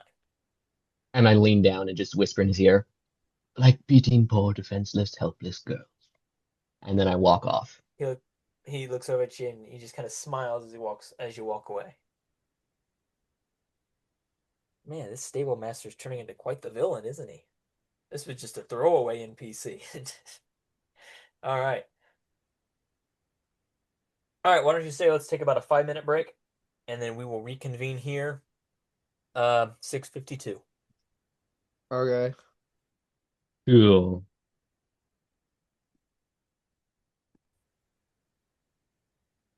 All right.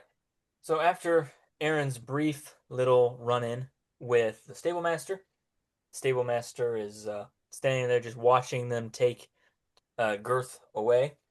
Isaac, is there anything you wish to do at this time as you're being led away? Uh,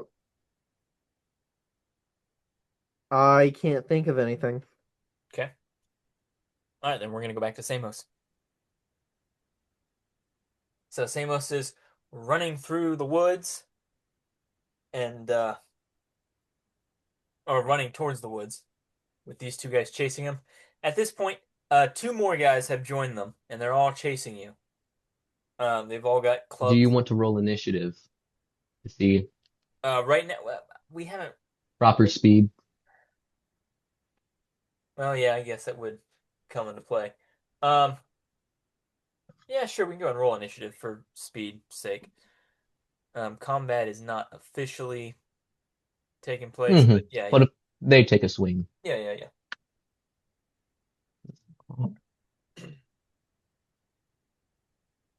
17. Oh, I set my phone down. Hmm. 17 plus. Okay, 18. Okay, you got 18. I got 16. All right, so you are first in the initiative. So I'm gonna say you've got about 10-foot head start. Okay. I would like to use my movement to continue towards the forest. Okay, so that's And then I would like to, 30 feet of that's movement. 30 feet. Yep. And then I'd like to use my action to dash to move another 30 feet. Okay. Very well. So you are now 70 feet ahead. They're going to keep on running, but they can't obviously do that. So they can run 30 feet. So they're 40 feet behind you now, and the distance keeps growing. Uh, they don't have any ranged weapons with them, so they're just chasing you. It's like, get back here, come on, and trying to yell at you to get you to turn around. Uh, all right, so it's just those four chasing into the woods. So do you actually make it to the woods? You want to go into the woods? Yeah. Okay. Hmm. So you go into the woods and you just keep running. You don't stop. After about 10 minutes or so, you go ahead and stop running and take a breather. They're no longer following you. Okay. So what do you want to do now? And then, You got the pack with the stolen goods in it, and I think that's all you took out of there. And then yeah, that's all you yeah, took. just his stuff. Yep. It's his stuff plus the stolen goods. Yep. Um, so Samus, he's a little petty. I believe he's a little petty. So just out in the woods, he just kind of tosses all the stuff just around in the middle Oh, of the okay. woods. Okay. Except for one horseshoe. He keeps one horseshoe. So you toss like all of Girth's goods? Not Oh. Gurth's. Oh, It's okay. Gotcha. he Gotcha. left Gurth's stuff there. He only stole what was stolen from the Okay. stablemaster, which is now actually stolen from the stablemaster. All right. And then, but he's gonna like toss all that just in the woods around, and then just keep hold of one horseshoe. Okay. All right. What's he want to do with And then all that? he's just gonna pocket the horseshoe for now, and then head towards the east road again. Okay. All right. Going back to Jimothy. Jimothy goes, and assuming you're getting ready to, you said you left the building, right? Hmm. So you He's left the getting ready to head off. all right. So you left the building and you get to the balcony. Oh, not the balcony. I'm sorry. You get to the awning and you get ready to go down the steps and you hear behind you. Quite the trial there, wasn't it? You turn back around and you see the deputy kind of leaning against the building. He's got his gloves on. Even despite the heat of the day, he's got his gloves and his jacket and his top hat on, and he's just kind of resting against the building, Indeed, watching you, just kind of relaxing. indeed. I Didn't heard think about the that trial as I was ready to leave. didn't think I'd be seeing you again in town. Oh, Steve, the only reason being I managed to buy some supplies, but then I heard about the trial and wanted to help my friend, and now I am leaving. well, sounds like your friend's getting his just desserts, I'd say. Seems like it. Do the crime, you gotta pay for it, ain't that right? As they say, can't do the time, don't do the crime. Never heard a more truer statement. He stands up and he kind of walks towards you. He's a little bit shorter than you, so you're probably about a good uh foot and a half taller than he is. So he's kind of A little shorter. he's a little shorter. So he's kind of looking up at you and he's like I've never heard a more truer statement. Only thing is, Kind of surprised to be hearing it from someone like you. You know, Ah, adventuring but is quite the crime. is it really Crime, you adventuring got to learn? can't pay, if you can't do the time, then, as you say, don't do the crime. And what is crime of learning? Now he's standing between you and the steps. Um, roll perception for me. Yeah. I'm actually good at this. 19. 19. You notice the marshal come out, and he's standing between you, or he comes outside the building and he's standing behind you. But your face is squaring off with the deputy right here. All the people are kind of dissipated. I And am on my way. well, I believe the marshal already gave you the chance to get on your way, and now here Oh, you and are back after and what was it? I believe the marshal told you last time. Uh, last time oh he told yes, you that about it's it. not going to be pretty or something when we He meet did say again. that. I do remember saying that. Oh yes. And I as you say, you know, if you commit the crime, well, better be willing to pay the price for it. I got to tell you, adventuring's quite the crime with the Reconstructionist Union here. yes, yes. Are you going to turn me over to this current town's law to No, no, hold yet another trial, or take you the law have into your own hands and end me right here? no, turn you into the town to that fool Arcajack in there. No, no, you've not broken any laws here, but you've broken some of our laws, some of the laws that we're trying to Learning build this and society traveling with. So, is breaking your laws. what'd you say? Learning and traveling is breaking your Oh, laws and helping those along the learning and way. traveling. No, those are all ideals that we profess, that we want to Mm. encourage. But the adventuring, on the other hand, And what would you that is define as something. adventuring? What do I define as adventuring? That doesn't matter Yes. quite what What I define as adventuring. what Uh, does okay, the keep in mind, keep society? in mind, Aaron. Um, I don't remember if I necessarily made this clear before, but adventuring in this world, kind of in the D&D world, it's like a Hmm. profession.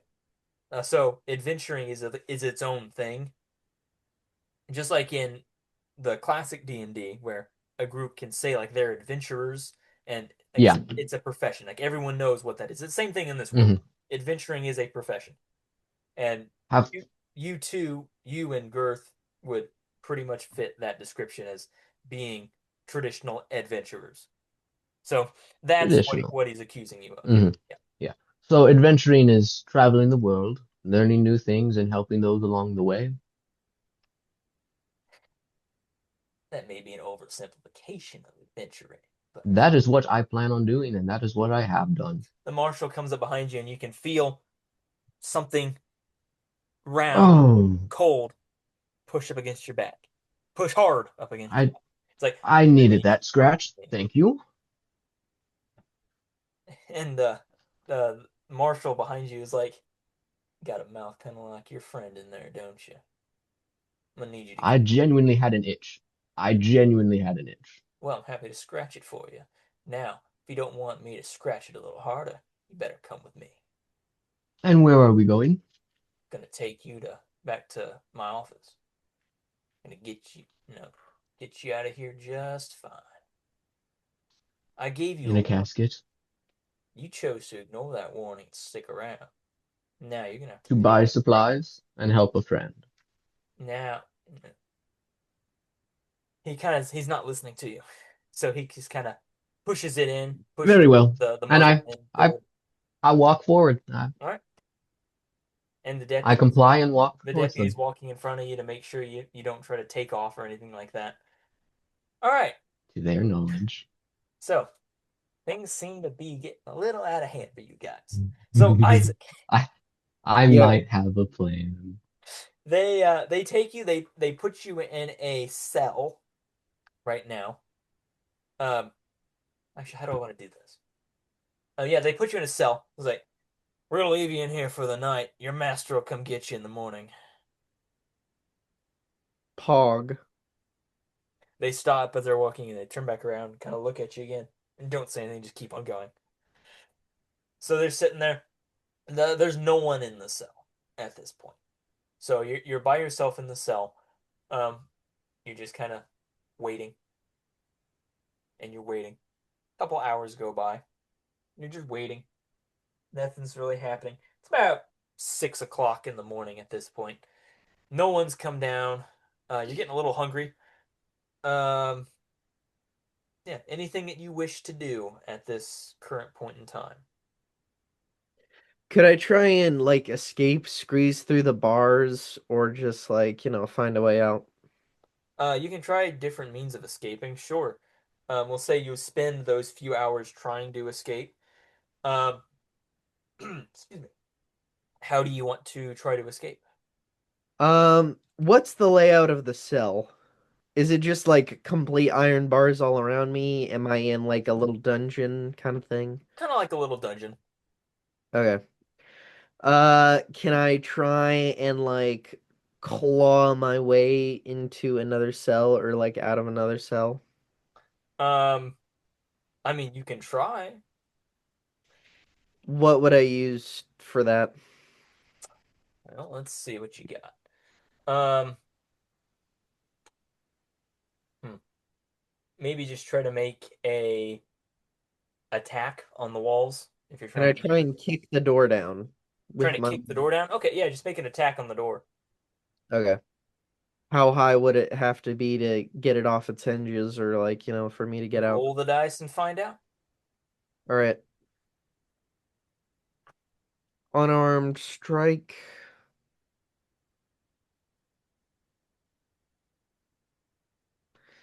9. So you kind of step back, you lunge at the door, and then you bounce right off the door and fall back to the floor. Oh, yeah, very sturdy doors. They were built for this kind of thing. So yeah, that way's not gonna get out that way. The door's pretty solid. Is there any loose rocks or pebbles or anything around me that I could like, break? Uh, make investigation. All right. There is a small, uh, 18. 18. Yes. Um, there's a few like loose stone, like well, like stones, like pebbles and some part because it's all natural stone where the cell is built, but like nothing really that you can use to get out. Um, I will say there is about a 1 by 1 window on opposite the door that leads up. The window is at ground level though. Mm-hmm. Okay, so for you with your height, it's about head high. So you're able just to see you're able to look out the window at ground level and see people's feet passing by and all that. Can I Mhm. crawl out? No, it's too small. Okay. Can I try and attack the door repeatedly until it breaks off its hinges? I'll let you attack it one more time just to see if it budges. All right. No freaking way. 16 plus 4, 20. 20? Okay. It creaks a little bit, but it still doesn't do anything. All right. All right, so you kind of do all this stuff and you just kind of slump down. You're just giving up. Like, you're stuck here. There's nothing you can do. So I said a few hours go by. It's now 6 in the morning. You're just kind of sitting there, not doing anything, just kind of chilling in this little dungeon. Um, and then you hear a psst, psst from coming up above you. What's up? Hey, hey, female lizard thing. Yes. You want to get out of here?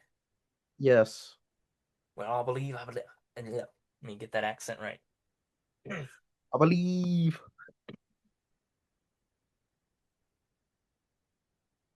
think I might know a way to get you out of here, laddie. How would we do that? Well, I've got a couple guys on the inside, see. Duh. If you're needing a way out, I may or may not be able to fetch the key. Maybe get some of the guards to turn a blind eye to you, you see. For a price, of course. What's the price? I need you to do something for And what would that be? me. Well, let me just get you out of here and I'll tell you.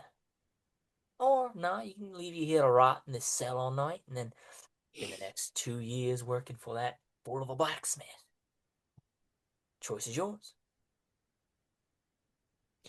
I'll go with escape now. Lad. I knew I could count on you. All right. So, the guards pass by every few hours, right? I need you, next time they pass by, I need you to tell them something. What's the something?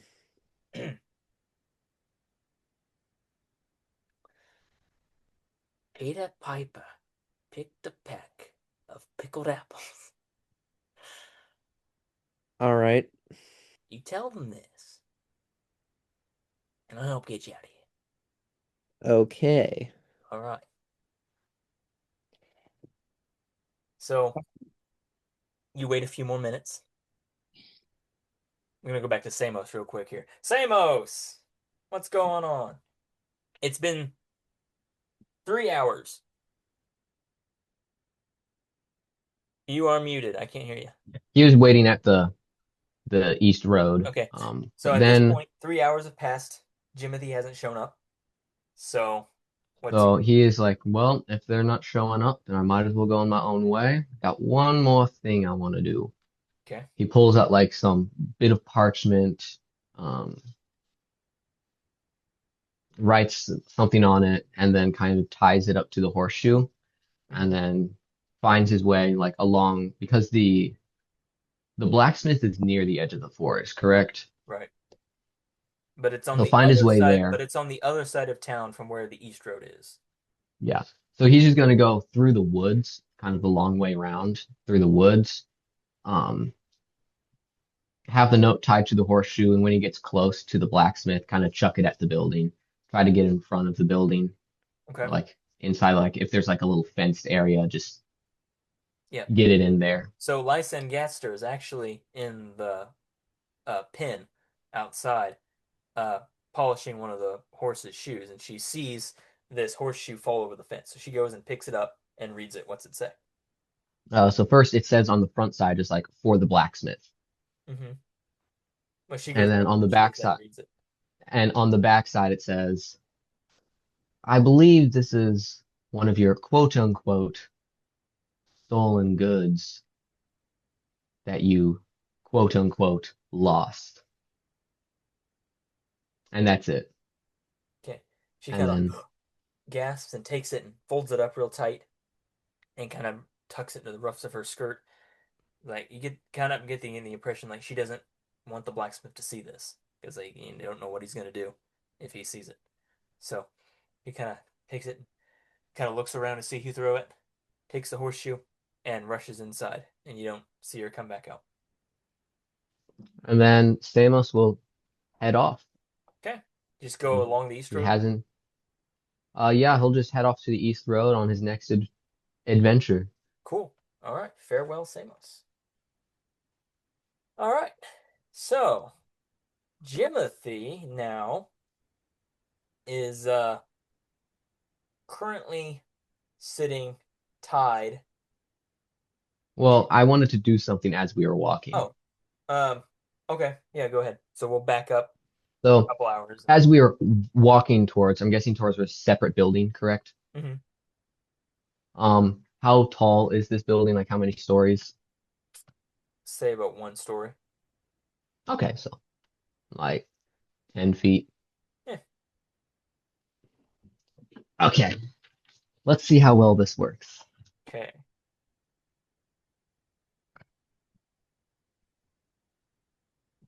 Mm, alrighty. First, I'm going to rage. Okay, Yeah, let's see what happens. All right, let's see what happens. all right. I'm gonna get combat ready.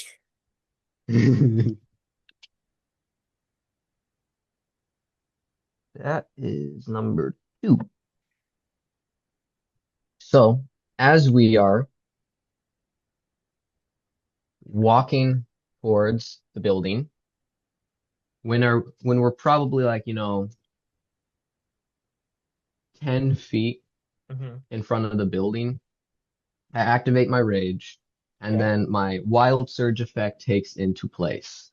okay, Um, I teleport 20 feet, and that 20 feet will end me up on the roof. nice. So the marshal and the deputy, they kind of what like the marshal cries out, and the deputy turns and looks back, and they're kind of looking for you, and then the deputy sees you up on the roof, points up, and they both look at you. And I'm Marshal, just running across the roof.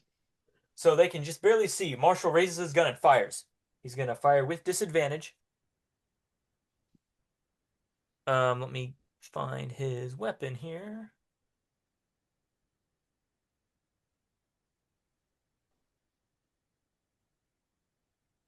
Oh, he has an ability that he takes advantage on all ranged weapons. So So then it's just normal. his disadvantage is normal. Yep. Yeah. I thought I had something else here that he did. Um, I'm not seeing it. Okay, he's gonna make one attack.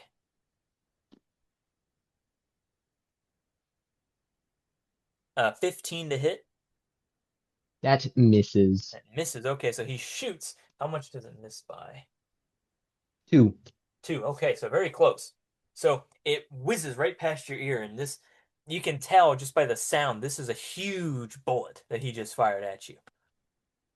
So he fires, misses. He kind of curses under his breath, and then the deputy, he is going to um, hmm, let me see here. What can he do?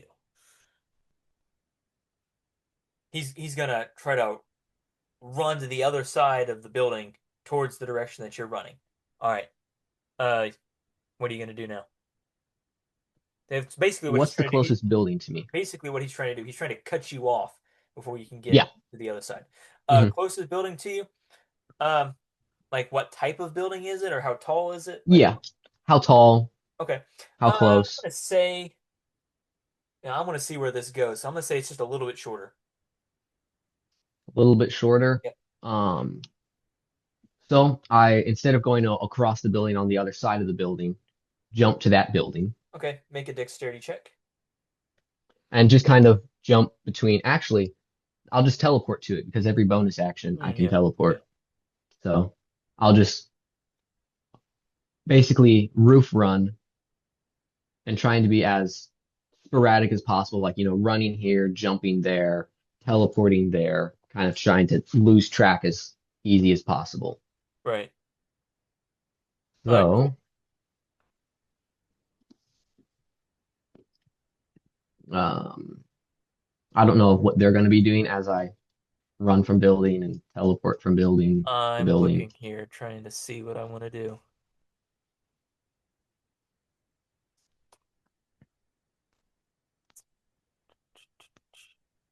Let me see.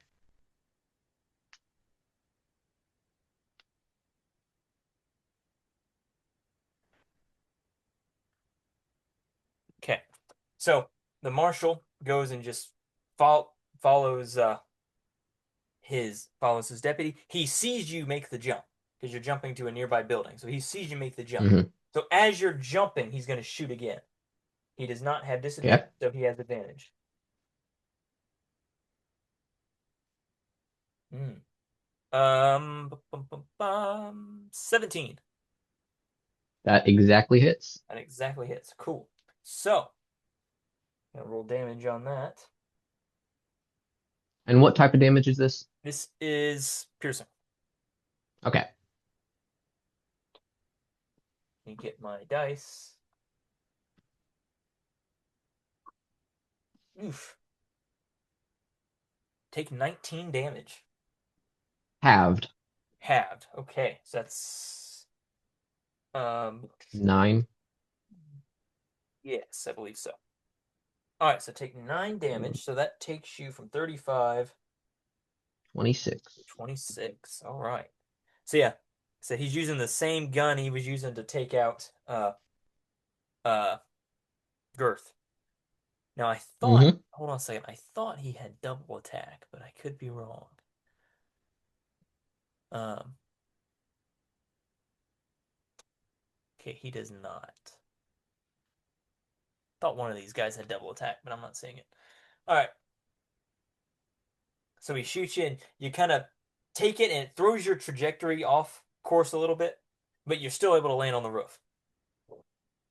The deputy, he's running, so you kind of jumped over his head, so he didn't exactly see you jump, but he now knows you're on a different building. So, let me see. Hold on, he's got something he can do. Let me see.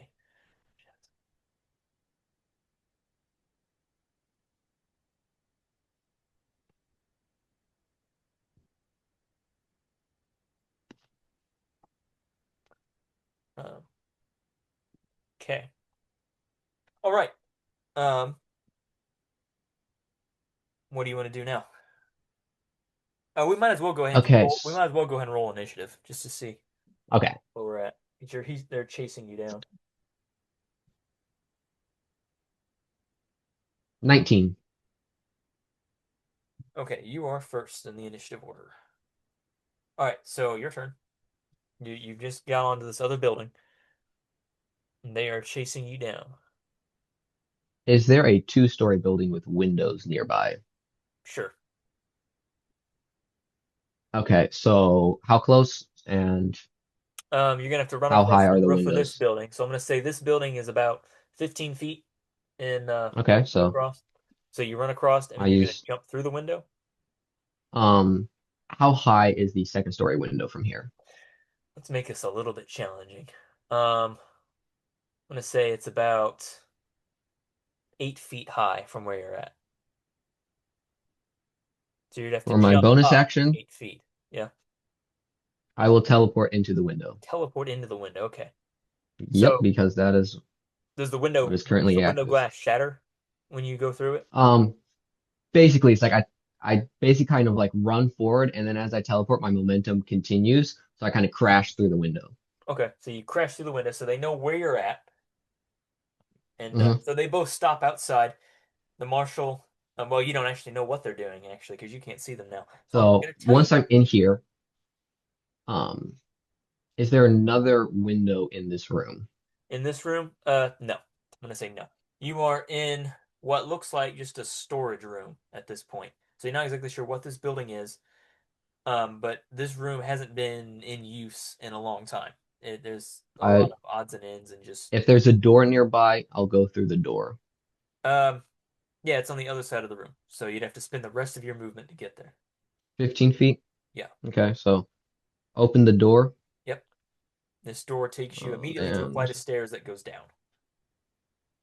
so there's no other windows. No. Okay, I will close the door, and then is there any like boxes right nearby me, like close to the door? Say that again, I'm sorry. Are there any like boxes or crates close to the door?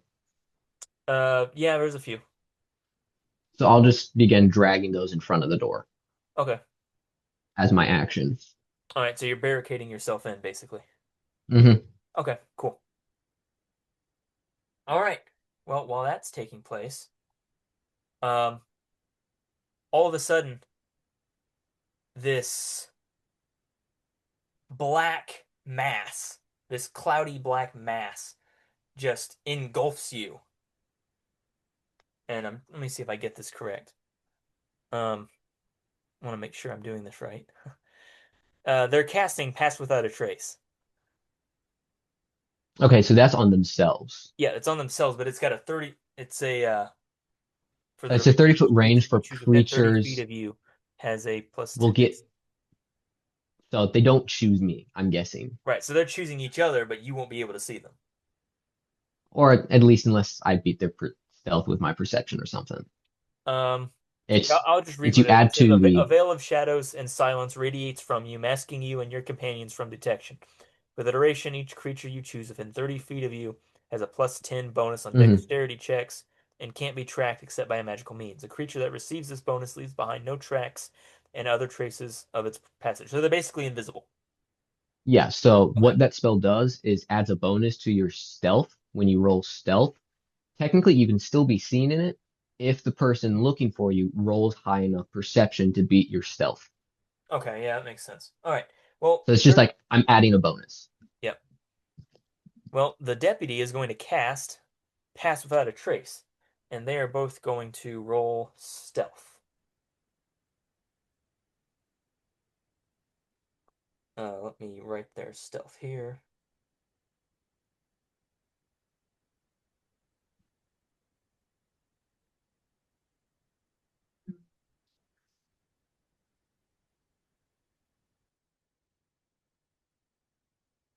Give me just a moment.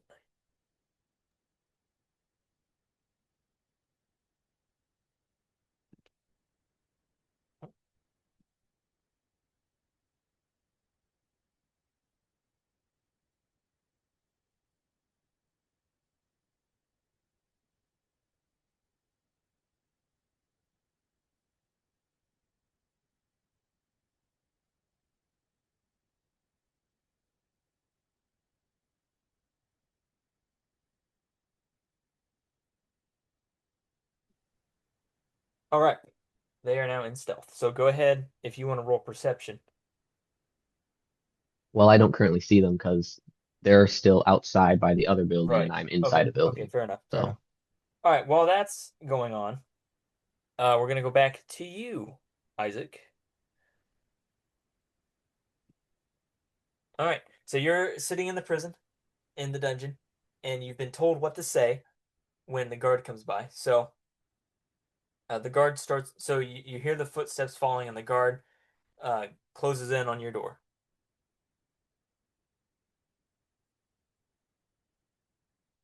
Isaac, you with us, Isaac?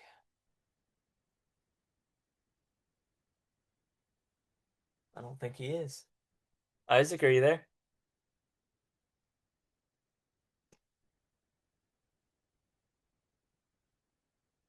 Isaac.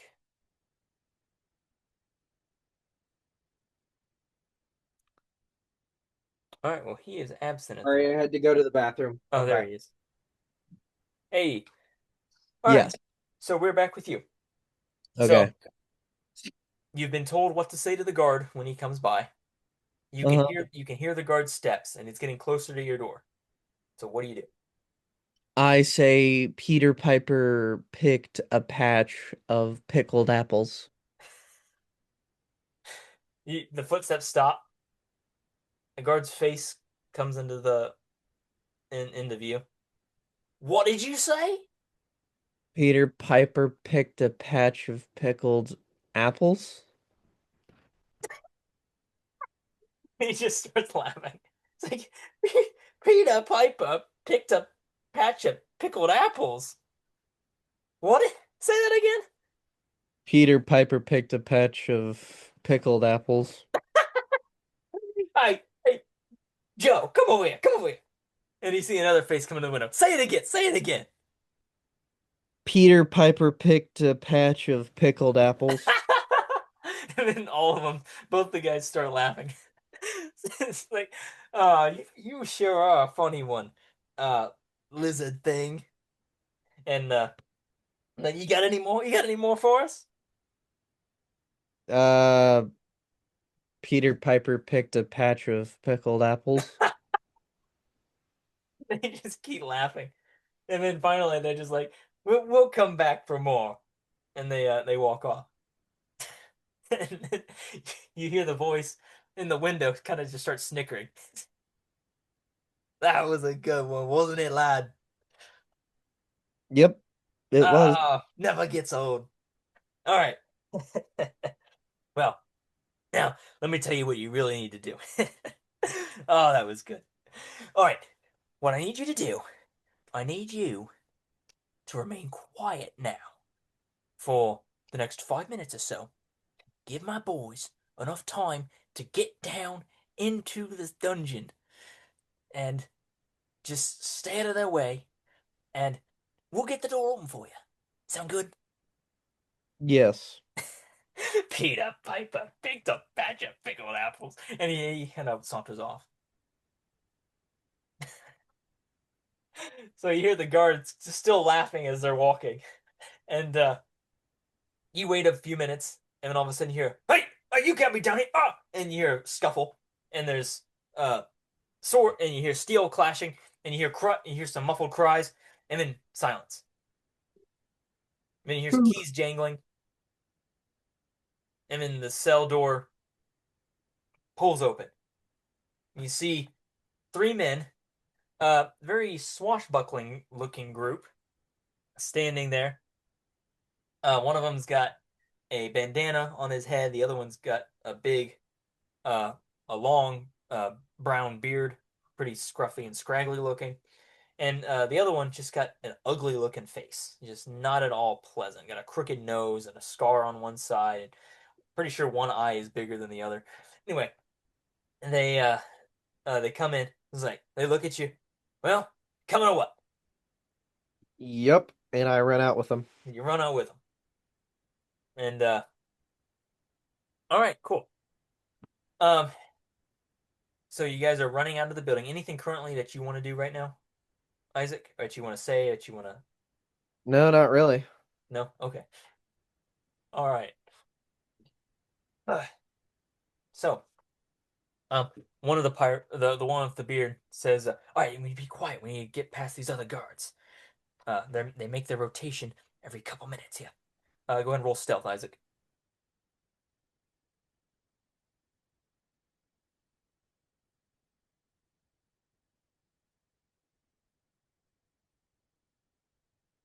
16. For some 16. reason, I accidentally muted myself. Oh, you're good. 16. Okay.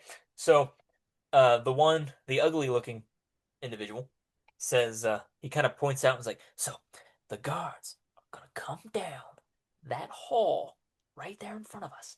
We need to get to the third door on the right. I need you to go through that door, and you're gonna find another man in there. He's gonna have a patch on one eye. Okay? Do you understand so far? Yes. Okay. Go to him and tell him that uh Captain Asta sent you. Got it. Got it? Who sent Yes. you? Captain Astor. Captain Asta. That's right. Good lad. All right. Now, when they pass, then you need to go. All right. I'm gonna roll perception for the guards as they walk by. Oh, Isaac. All right. So the guards start walking by, and they walk past the hall, and you run out, but your feet are flapping on the wood floor. The guards turn around and see, "Hey, he's loose. He's out!" And they draw their swords. Roll initiative, Isaac. Alrighty.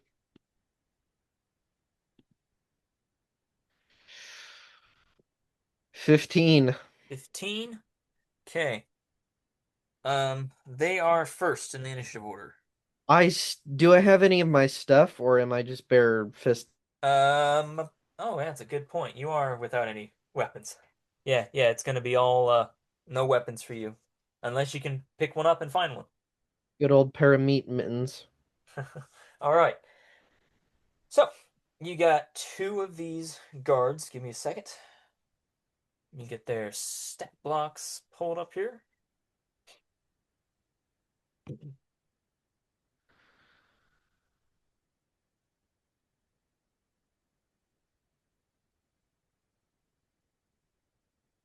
All right, the first one is going to run towards you, and he's got a sword, and he runs at you, and he makes a downward strike at you. So he's going to roll attack. 14 to hit. Armor class of 15. All right, so he brings it down, and you just sidestep out of the way, and he ends up hitting the wood floor, leaves a little bit of a scratch in there. The other one is just standing back. He's like, "Get him, Hal!" But he's kind of standing back. You get the impression this second one's a little intimidated. He's a little hesitant to actually make an attack. All right, your turn, Isaac. I would like to bite the guy in the head that just tried to attack me. Okay, go ahead. Roll attack. Da, da, da, da. 17 to hit. 17, that hits. All right. 5 damage. Oh, hold on just a second. Mm. All right, so you bite him in the head, and you kind of get your mouth on the top of the crown of his head, and you just bite down. It's like, ah! Um, Still doesn't do too much damage. You just bite into it, and you don't really crunch anything. You just enough to penetrate the skin a little bit. Got it. Is that your turn, or do you want to keep going? As my bonus action, I would like to just punch him. Okay, go ahead. Roll attack. There is no way. 23 to hit, 19 plus 4. Yes, that hits. Yeah.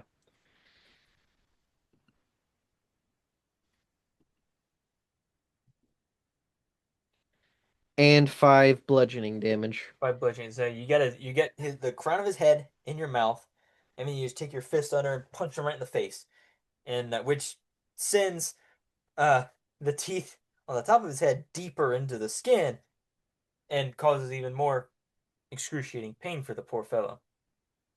Is that your turn? Yes. All right, so he's still stuck in your mouth. So I guess you could say he's grappled for uh well, maybe not grappled, maybe uh hmm. Yeah, I'll say grappled just for simplicity. He's grappled. The other one, he's going to roll to try to get out of your grapple. I gotta remember how that works. Hold on a second. Oh,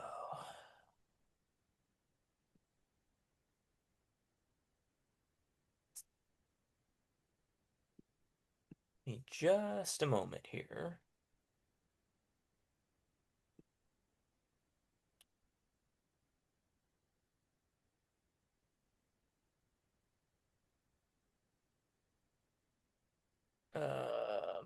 Okay, he's gonna try to break out of your grapple. So go ahead and roll a d20.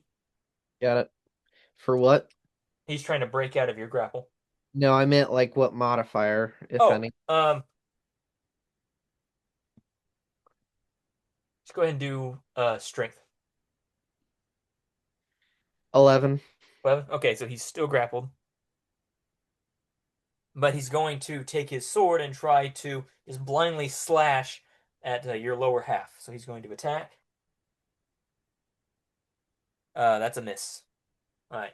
So he doesn't hit anything. The other one, he's kind of like, and he rushes forward and tries to free his friend. He takes a swing at your neck. I'm terrible. He still misses. So he swings, but you're able to bat the sword away as he swings it down. Your turn again. I would like to force my fangs in deeper with my main action and then punch the other guy with my bonus action. Okay, roll attack. All right.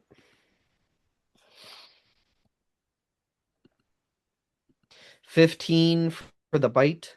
Yes, that does it. All right. 8 piercing damage. 8. Okay. Yeah, that does it. So you just slowly start to squeeze your mouth tighter. And he cries out all the more. You can taste the blood coming into your mouth through the bite wounds. And you can feel a little bit of resistance. You're touching bone with your teeth. And he's just kind of crying out in agonizing pain with that. The other one, go ahead and make your attack for him. 18. 18, that hits. All right. 4 bludgeoning damage. So I kick him. I kick him in the leg. Okay. Is it 4 bludgeoning damage? Yes. Okay, so he swings his sword and misses. You kick him, and he kind of just like staggers back, and he kind of, like I said, he's a little bit frightened of you, so he kind of exaggerates his stagger so that he gets distance from you.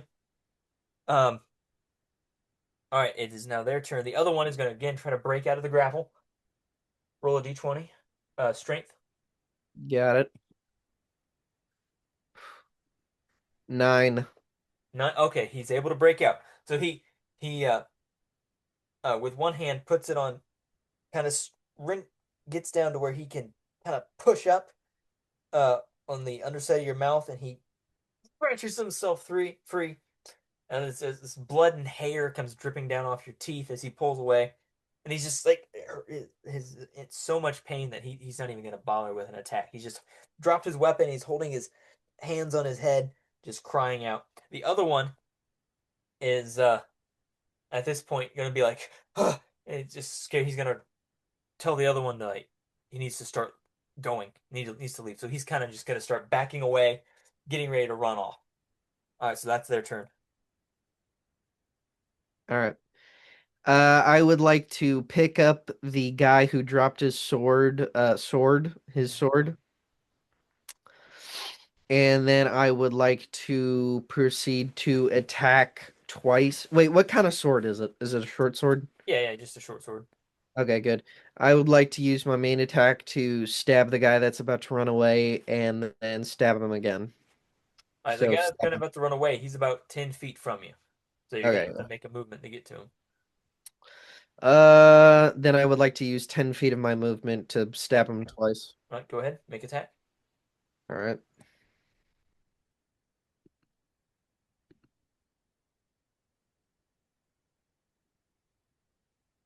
11 and 13. Both miss. So Dang you it. you stab, but he's able to kind of you stab kind of fencing, but he's able to deflect both blows, and he's still backing up, trying to make an escape. The other one that's still wounded, doesn't even really seem to notice that you picked up his sword. He's still just holding his head, blood gushing out of his head wounds that you gave him. All right. Nick, is that your turn? Yes. All right. So the one that you were attacking, he's gonna make a swing. 15 15 is my armor class. is your armor So, class. All right, so that hits. He's gonna roll damage. can I use my reaction to deflect it? Sure. Yeah, I'll let you do it this time. Next time you try to do it here, you're gonna have to roll for it. All right. I don't want you guys to get dependent on these reactions and abilities. All right, so 6 damage. All right. So you want to deflect it? Yes, and I deflected all the damage. Okay, so he attacks you, but then you with your sword you bash it out of the way, and now he's gonna try to take off and run away. You get opportunity attack. All right. Stab at him with my short sword. Okay, 19 to hit. that hits. And here we go. 3 damage. All right. So as he's running away, you stab at him. He kind of it goes. It doesn't go in very deep, so it doesn't do a whole lot of damage, but just enough to kind of like just enough of a poke to keep him going and keep him running. The other one is just now starting to get his wits again. He's trying to he's more of cowering away than he is trying to run away. But it's your turn now. Actually, wait, no, it's their turn. I'm sorry. Um, the one that's running away is just gonna bolt. He's not even gonna try to go back. The one that you hit before, he's kind of you can see he's kind of like searching for his sword, but then he sees that it's in your hand, so now he's trying to get away. He's still kind of frightened and in pain by what you did, so he's only going to use half movement, so he's going to use 15 feet to try to get away. So it's your turn now. All right. I would like to use my reaction to disengage and flee. I would just want to run. Okay, so you go past the hall into the third door on the right that you were told to go, and you see a man there, and he's just sitting in a chair, arms folded, legs outstretched in front of him, and he looks up at you. You're a hideous beast, ain't you?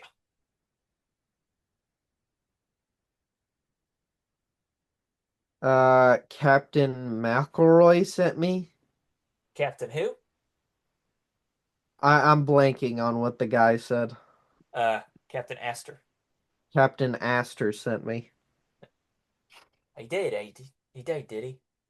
You're the Yes. one he was told to get out of the cell, is that right? Yes. Well, nice to see you. Nice to see our boys did their job right. Well, come with me, mate. And he stands up, reaches up, gives you a pat on the shoulder, and he goes out the door, and you just follow him out. Mm-hmm. All right, Yeah. we're gonna go back to Aaron. Aaron, you are in this. Uh, where were you at? You were in this I building, was in a barricading storage yourself in. room. Yep, you're in this storage room, barricading yourself in. Uh, what are you doing? Okay, so first 15 movement back to the window. Okay, I'm guessing they've moved on to the building. look down and roll perception. Come on, be good, be good. Natural 20. Natural 20. Yeah, yeah. You don't see them. They're gone. Natural 20 plus 4, so Yep, 24. 24. Yep. Um, so besides the building that's like right below it, is there other buildings around, or it's just kind of like a strip? I'm gonna say this building is kind of isolated, other than the one that you just came out of, Okay. that you teleported from. Um, other than that, there's a street on the other side, so it's quite a distance to the other building or to the next closest building from you. Um, But there's no does window this on that side either, so your only way in and does out the window and yeah. the door. So I'm at the window, so I use half my movement to get there. Is the building just straight up and flat roof, or like overhang sloped roof? Um, let's do overhanged and sloped roof. Okay. So you're Okay. kind of like in an attic Um, type area. so I'm like right underneath the roof, like Yep, the yep, overhang. yep. How much higher can I like reach the overhang, reaching out the window? I'm gonna say no. How much higher is it from the window? About 10 feet. Okay.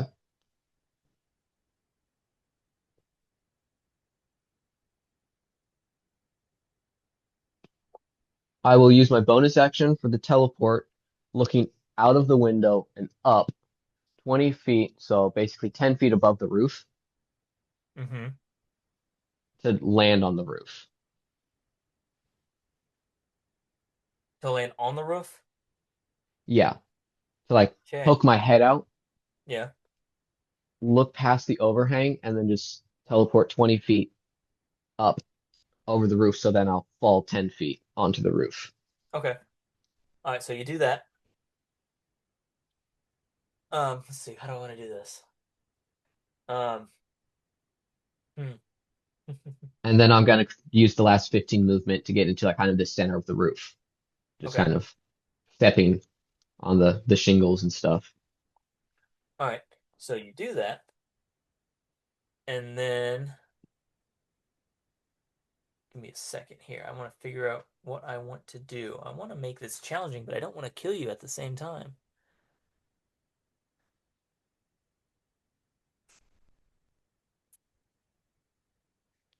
What's the ruling for Uh, that?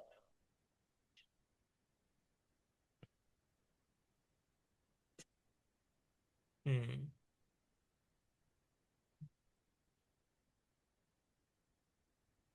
Think.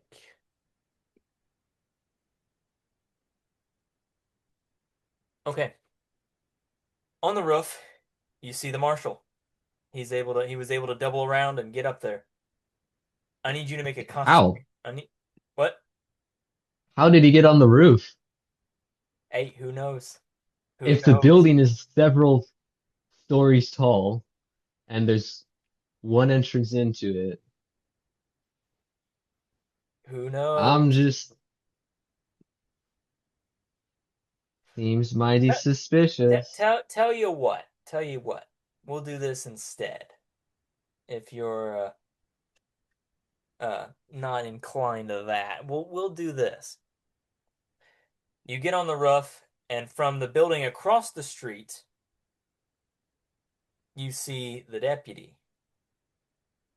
And Okay. just as you see him, you see he's got his gun raised, and this is a wicked looking gun. Okay, large, uh, very long rifle, but the barrel is massive, kind of like a big blunderbuss type weapon. And you have just enough time to register what you see before he fires. So he's going to make an attack. Well, I still have my action. Hmm? I did movement and bonus action. Right. I still technically has an action. I'm gonna go ahead and have him make this attack first because you jumped up there, um, and as soon as you came into range, he fires as soon as he sees you. I'm gonna go ahead and have him make his attack, and then you'll be able to take your action. Um, let's see here. He's going to make his attack.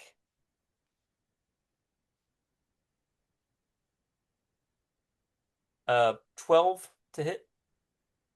Misses. Misses. Okay. So he shoots, and this it it's not a you don't expect, or I should say, sorry. What you're expecting is the round to come whizzing by you, but instead you never hear the sound as it whistles by your head.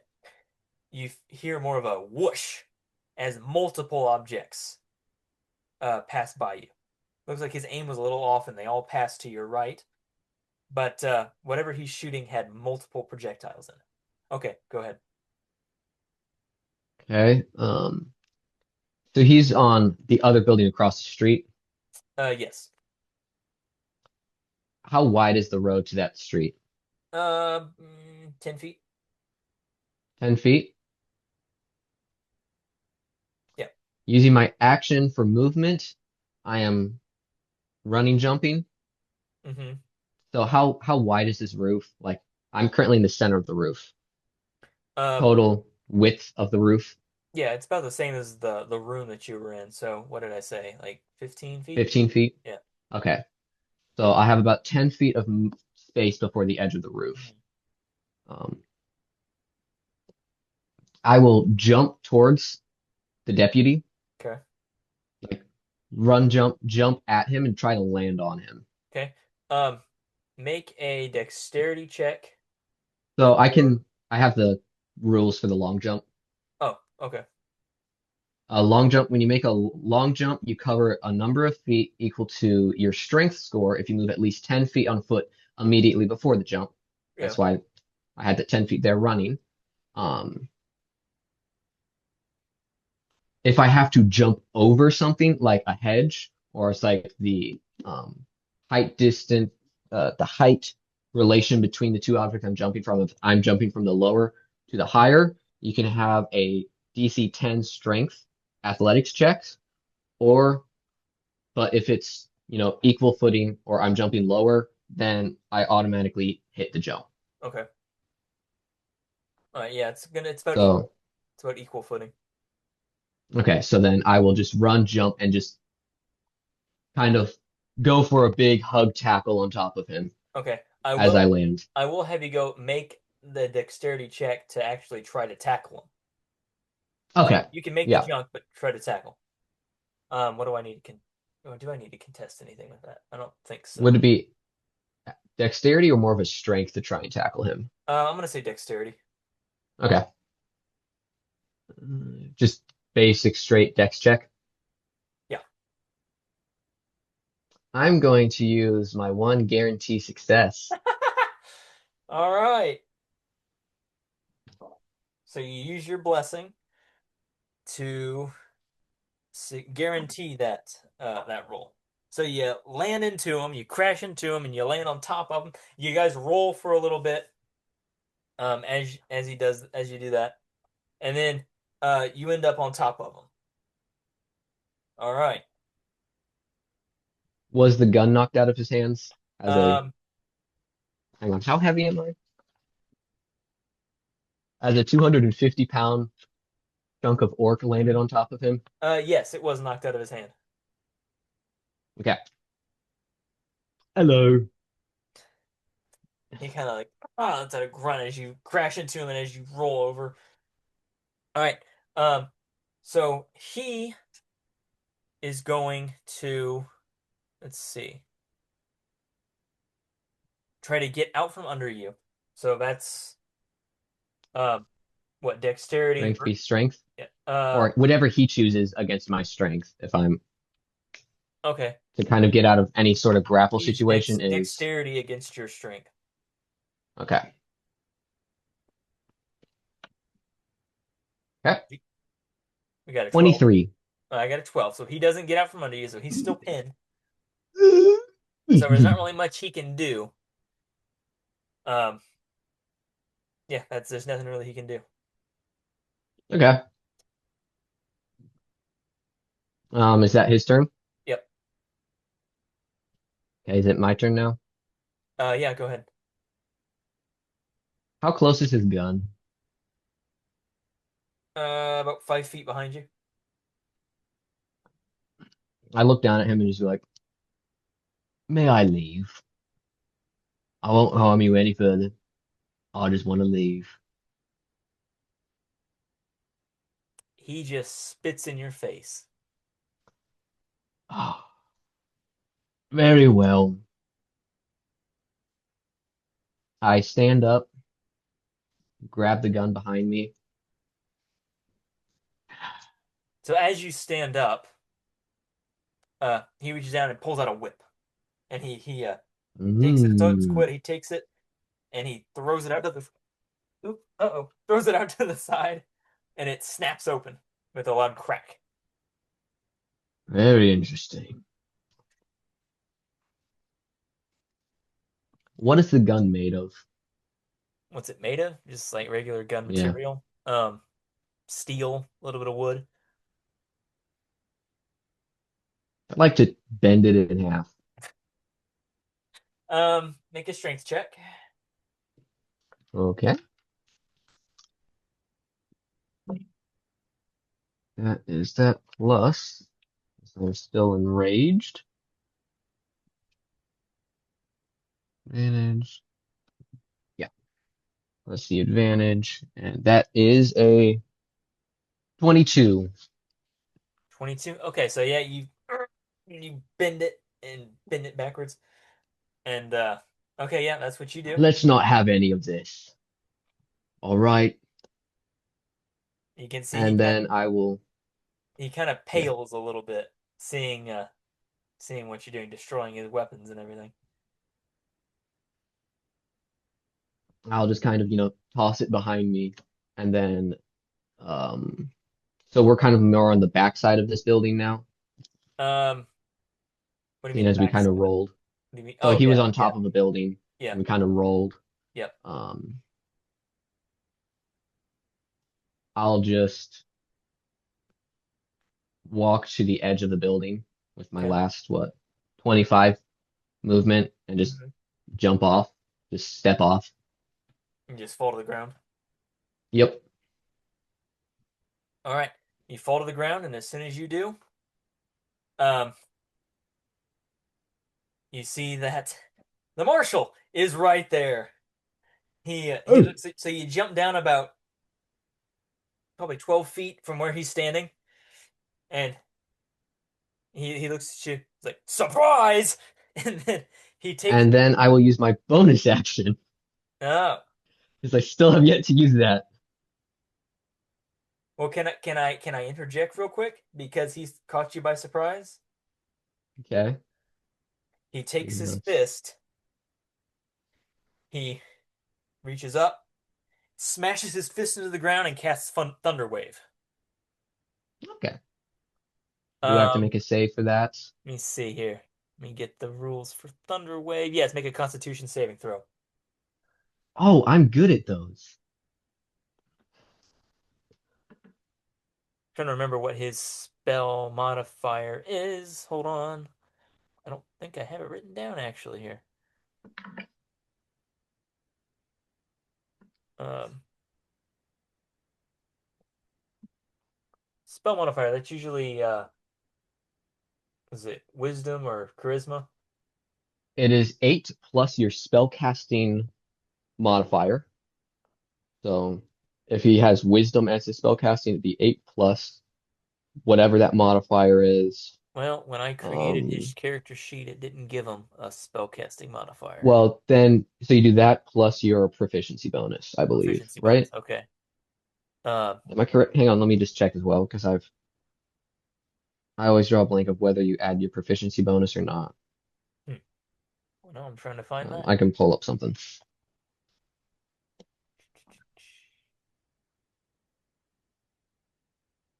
Okay, where's this Why spellcaster? There does he he not is. have?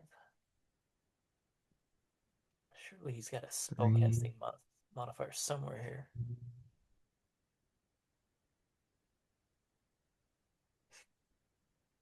Hmm. Yeah, it's 8 plus wisdom plus proficiency Okay. bonus. Or whatever his spellcasting modifier is, whether it's wisdom, intelligence, charisma. Okay. Um, sure, let's do that. So you said 8 plus what? Plus his modifier? Wisdom, or whatever his spellcasting modifier is, Mm-hmm. plus his proficiency bonus. Gotcha. So if it's like a proficiency bonus of 2 and a wisdom modifier 4, then it'd be 14. Okay. 21 for 21. saving throw. Okay, so you saved. Okay. Um, I think something still happens though. Let me see. I believe I still take damage. I think I just take half damage. Yep, I see here. Uh, on a failed save, you take 2d8 and you are pushed 10 feet away. Oh no, on a successful save, sorry. Take half as much damage and you weren't pushed. All right, let me roll damage for you. I just take damage. Coolio. Let me find my dice.